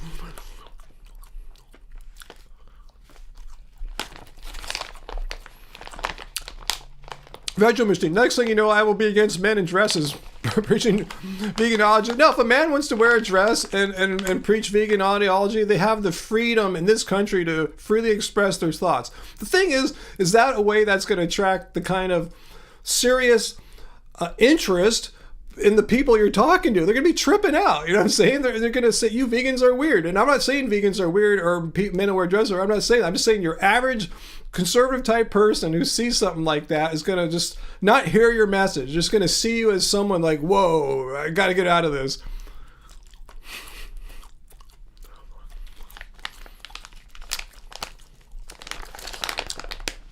Yeah, stuff like that could definitely draw more people to your channel. Exactly, Travis. So I'm going, is the attention for veganism or is it for you? I'm not making any accusation. I'm just wondering, yeah, it's getting attention, but is it really for, are people seeing like, the boobs in the McDonald's say, hey, I'm going to go vegan now. I'm just curious. If it works, okay, then I'll I don't think I need to apologize. I'll say, okay, I was wrong, I guess,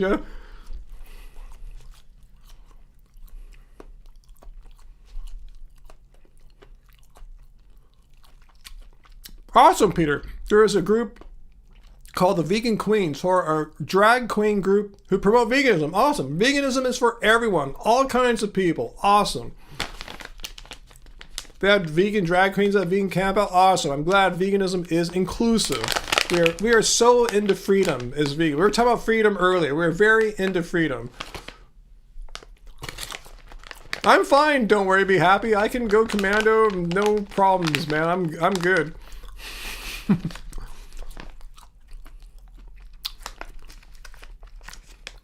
Yeah, it's totally awesome, huh, AJ? That's totally awesome. 100% for that.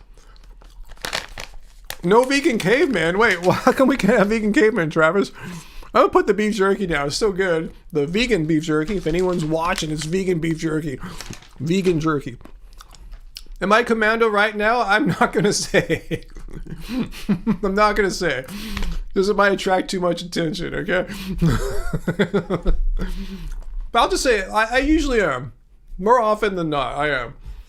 And I've never had any problems ever. And it's been many, many, many years. Probably since before I started the channel. To show you, I'm not prude or anything like that. If you're commando, it's because you need to do laundry.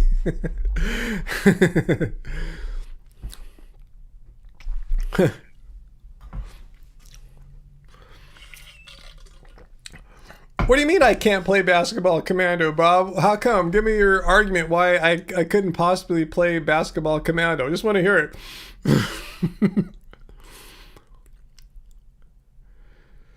Travis, are you Winnie the Pooh for the live stream?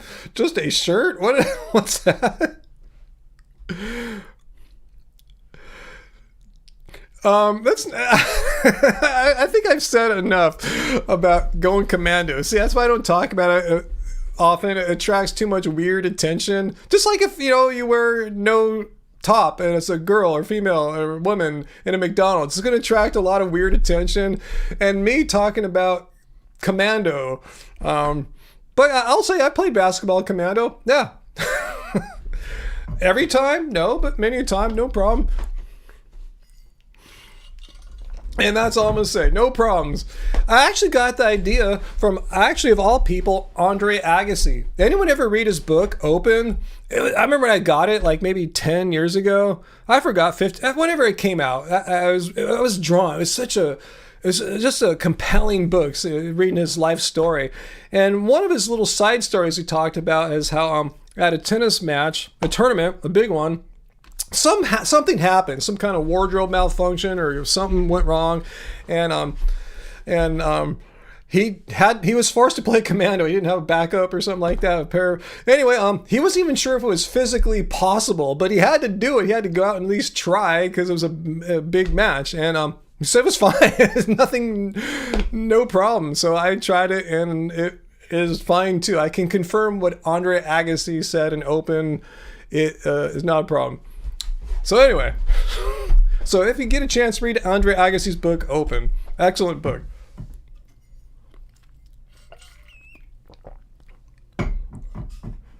So, Bob, no, he didn't always wear white shorts. That's in Wimbledon. That's a rule at Wimbledon, that you have to wear a generally white attire. At all other tournaments, apart from ones in England, no, you can wear black shorts, blue shorts, whatever color you want. But no, that's just Wimbledon. I remember he wore crazy fluorescent stuff and all, but I guess at Wimbledon he was playing in commando too. Fortunately, I don't have any white basketball shorts.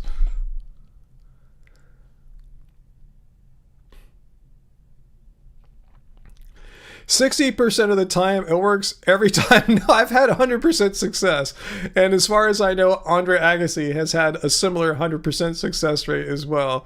But not to say you do it 100%. I haven't done it 100% of the time, but, sometimes. Not all the time. I just tell you it works. It's not a problem. I don't want to get. I do this all the time. It's just sometimes I just won't bother. If I'm already commando and I put my basketball shorts on, sometimes I won't bother. Get some extra shorts on. Sometimes I will.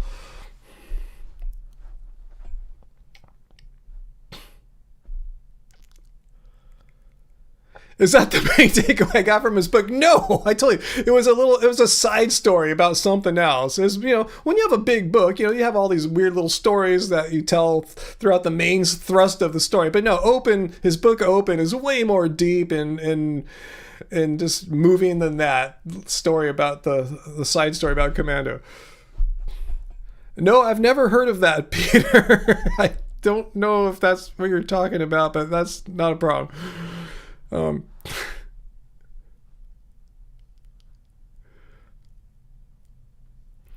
Makes you think of Luke Wilson and Royal Tenenbaums. I haven't seen that for a long time. What happened to Luke and Royal Tenenbaums? Is there a commando story there?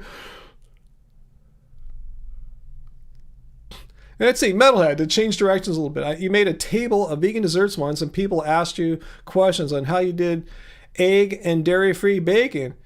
Yeah, that's effective activism, showing people, wow, I thought you needed eggs to bind food and dairy. No, you don't need anything. So that's great activism right there. That's 100% what I'm talking about, like doing something that's not confrontational, not trying to shock people, just you being you and sharing helpful information, showing people how you don't need animal products.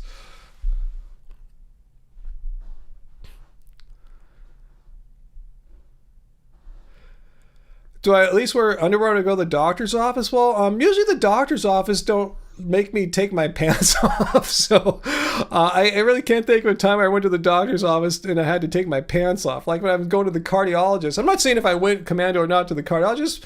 You know, I think they may have took my shirt off to do some kind of test or something, put some sensors on my chest. But no, they don't make me strip down and get naked or anything like that at the doctor's office.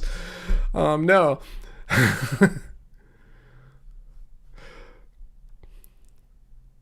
Chris Murphy, you gotta go. All right. Thanks for being here. Yes, now you know the secret to how I slam dunk. I'm trying to shave off every last ounce so I can be more aerodynamic and light when I jump.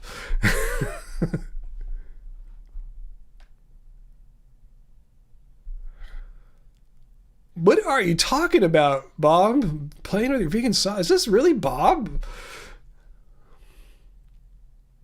Bend over and cough? No, I don't have doctors do that to me, Uncle. I don't want a doctor to make me bend over and cough. I had a doctor insist on doing it once, like maybe 9 or 10 years ago, and I don't ever want to do it again. So I don't think I was commando that day, by the way. But no, I was good. I don't want to. No, I don't. I've never had a doctor since then insist on doing that.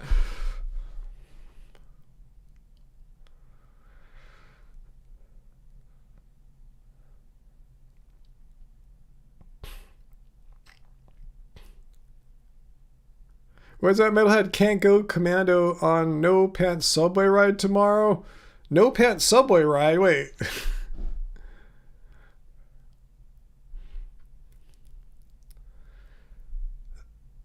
Let's see. PD's saying, wait, when you go to the doctor, you don't have to take your pants off every time? Yes. Pete, I'm not sure what kind of doctor you got there, but yes, you don't have to take your pants off.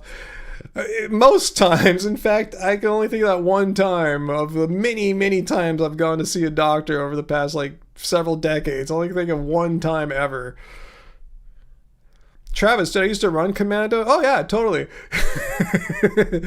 Totally, like in running shorts too. Running shorts don't really leave a lot of room for like baggy boxers or anything like that. If you guys run, you guys know what I'm talking about. Running shorts are like kind of like just like big underwear, kind of, you know? So yeah, there's really not much room in there to wear your boxers or anything. Wow, you did some weird mass pranks there, vegan metalhead. I'm glad I don't hang out in your group of friends there. Don't worry, be happy. Just every time you go for a physical, you have to take off your shirt and pants and put on the hospital gown. Well, maybe that's my problem. Maybe I haven't been going for physicals. I've just been going to get a script for a blood test, basically. So, yeah, I guess I haven't had a proper physical in quite a long time.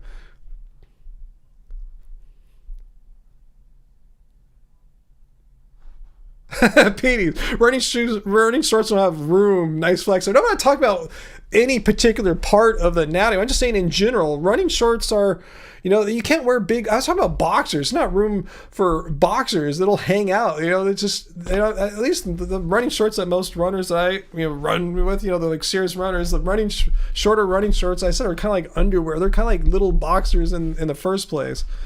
It's kind of like wearing boxers under your swimming trunks. It's like that, You're already wearing a short, like you're going surfing or swimming. You don't need to put something else underneath them. That's not gonna like wick water away or whatever it happens. It stays soaked, and like swimming trunks would try to like get dry like sports clothes.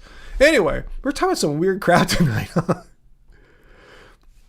Yeah, Uncle, you shouldn't have to take your pants off every time you go to the doctors, guys. You shouldn't have to. If you do, you might have the wrong doctor. Travis, you were in the hospital for a week and they didn't make you put a gown on? Awesome, cool. Well, who knows? Maybe my next doctor. I switched insurance companies, so I'm gonna have a new doctor. So I'm gonna go visit her sometime this year for my blood test, and we'll see if she insists on some kind of physical or something like that. Hey, is Diablo Sal here right now? I haven't seen you, but thanks for renewing your membership, Diablo Sal. I see the little notification there. Thank you. It must be late for you there out in Norway. Jeez, it must be like in the middle of the night. What do I wear at the dentist? Doesn't matter if you go commando to the dentist or not. It shouldn't make any difference whatsoever.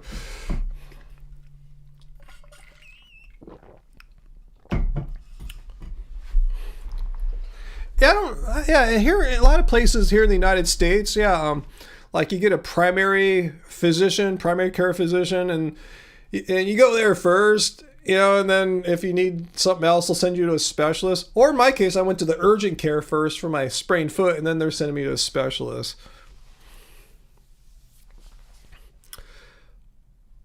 Wow. New cold record in Oslo, -30 Celsius? I can't even fathom that. That sounds crazy cold. Like, I know 30 degrees positive Celsius is a warm summer day. -30 Celsius? That's crazy. Ryan's OnlyFans. What would be my OnlyFans? My commando stuff here? Oh man, I'm feeling sorry for you, Diablo. So stay safe. That sounds like deadly cold. Jesse, God, you've been here the whole time, Jesse, and I should get going soon too. I'm pretty mellow. I still got up around 8 something this morning because of the jackhammering outside, so I didn't get great sleep, and I'm a little tired from my workout in the garage gym. So I'll be going really soon, but I'm glad I stayed on a little longer. So now you guys all know a new additional fact about me that you didn't know before. I don't know how the hell this came up, but I'll share some weird things with you guys. I don't think it's that weird, but I guess we were talking about topless activism, so I talked about my commando activism. But the thing is, no one has to know I'm commando. That's the whole magic and beauty of being commando. No one knows. Minus -30 Celsius commando, you'd probably be fine if you have warm pants on, right? I don't think underwear really traps in that much extra heat or anything. You don't want to walk around naked at -30, especially as a dude. But I think if you have warm pants on, you should be all right, huh? You're welcome, Ditlo. Oh, Diablo Cell, the new fact is I revealed that I sometimes dress in a way that's known as going commando. You might want to look that up. I don't want to explain that. I know you're in Norway. You might not have heard that expression before.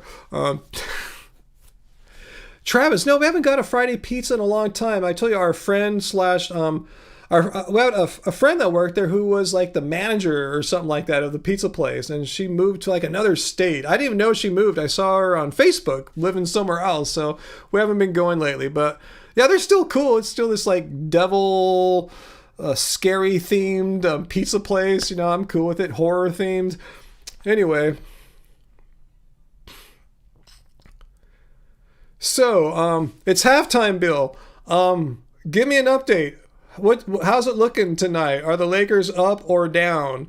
Let me know. I probably won't even watch the first half highlights, so just let me know how it's going. Should I even bother watching tonight, or are they sucking still? No, it's not nudism. No, I'm not a nudist. Oh, I missed your super chat, Peter. Yes, thank you. I'm losing it. I'm getting tired and slow here because I'm vegan. Veganism debunk. Peter, thank you for your super chat tip there, Peter. A few years ago, we went to the Rib Fest. I remember, and one of your activists laid on a tray in her underwear with red paint covering her body. Wow. I bet the Rib Fest people like that, right? Just kidding. I'm sure they didn't take kindly to that.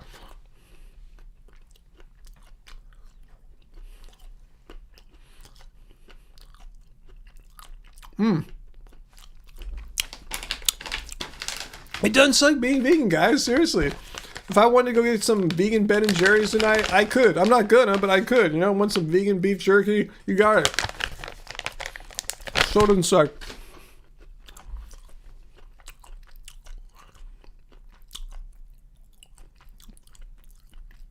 I'm not nutrient deficient.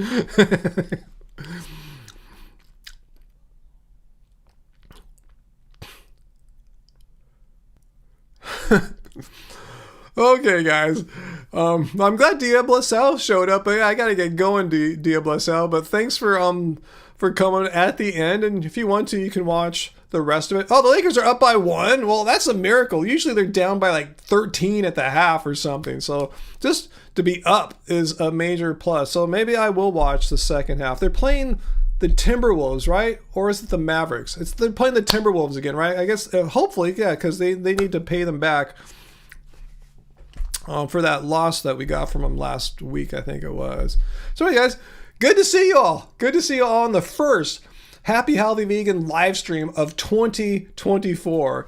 And as far as next week goes, like I said, and Angie's Animal Friends is complete. She just needs to, I think, upload it and let me see it and make sure everything's cool. And the next week, I will try to find, I think Peter said, give me a clue as to another debunking Veganuary person's video, so I'll check that out and see if there's something there. Maybe it'll be a new one. You know, this is the time of year they bring out all these weirdos to debunk Veganuary, and I get excited. I like to see what kind of crazy nonsense crap they come up with. So if you haven't watched my one from yesterday, please do so, because that politician dude, that guy's as wacky and zany as any of the anti-vegans I've seen. Just, yeah, there's no amino acids in any plants. Like, what a nut job there. So anyway, it just feels like 2023 was last week, huh, Peter? But anyway, thanks to everyone. Thanks for coming here. Thanks for hanging out with me again on Friday nights. As again, I want to let you guys know I really look forward to the Friday live streams, hanging out with you guys in this virtual environment. It's cool. I'm down. I like it. Hopefully you guys too. And I want to thank Peter and Uncle for moderating. Pretty chill night tonight. We really had no trolls, other than that one guy that debunked veganism because I wore glasses. But then that was a chill night. But thanks for being my backup in case, you know, I'm busy and, you know, I can't ban everyone or time out everyone. So thank you. And Angie popped in. She says, I also have a quick short of food I cooked in 2023. So check that out. Is that out already, Angie? I thought I saw a new short up in the our YouTube, what's that called? YouTube Studio tool today. So yeah, we got that to the Angie's Animal Friends. And again, next Friday, I'll be back doing another YouTube live. So I'll look forward to seeing y'all then. So yeah, again, thanks guys. Hope you guys, wish you guys all the best in 2024, and hope we can all have a good year individually in our own personal lives and collectively as vegans and just veganism in general. So let's hope for a good year. Let's work towards it, making our lives better individually and making veganism better collectively. And that's the way to grow veganism. Commando or not, you know, it's your choice if you want to go down those roads or not. Anyway, guys, thank you so much. Blessings to y'all. And remember, it doesn't suck being vegan. Much love to you guys. Bye-bye.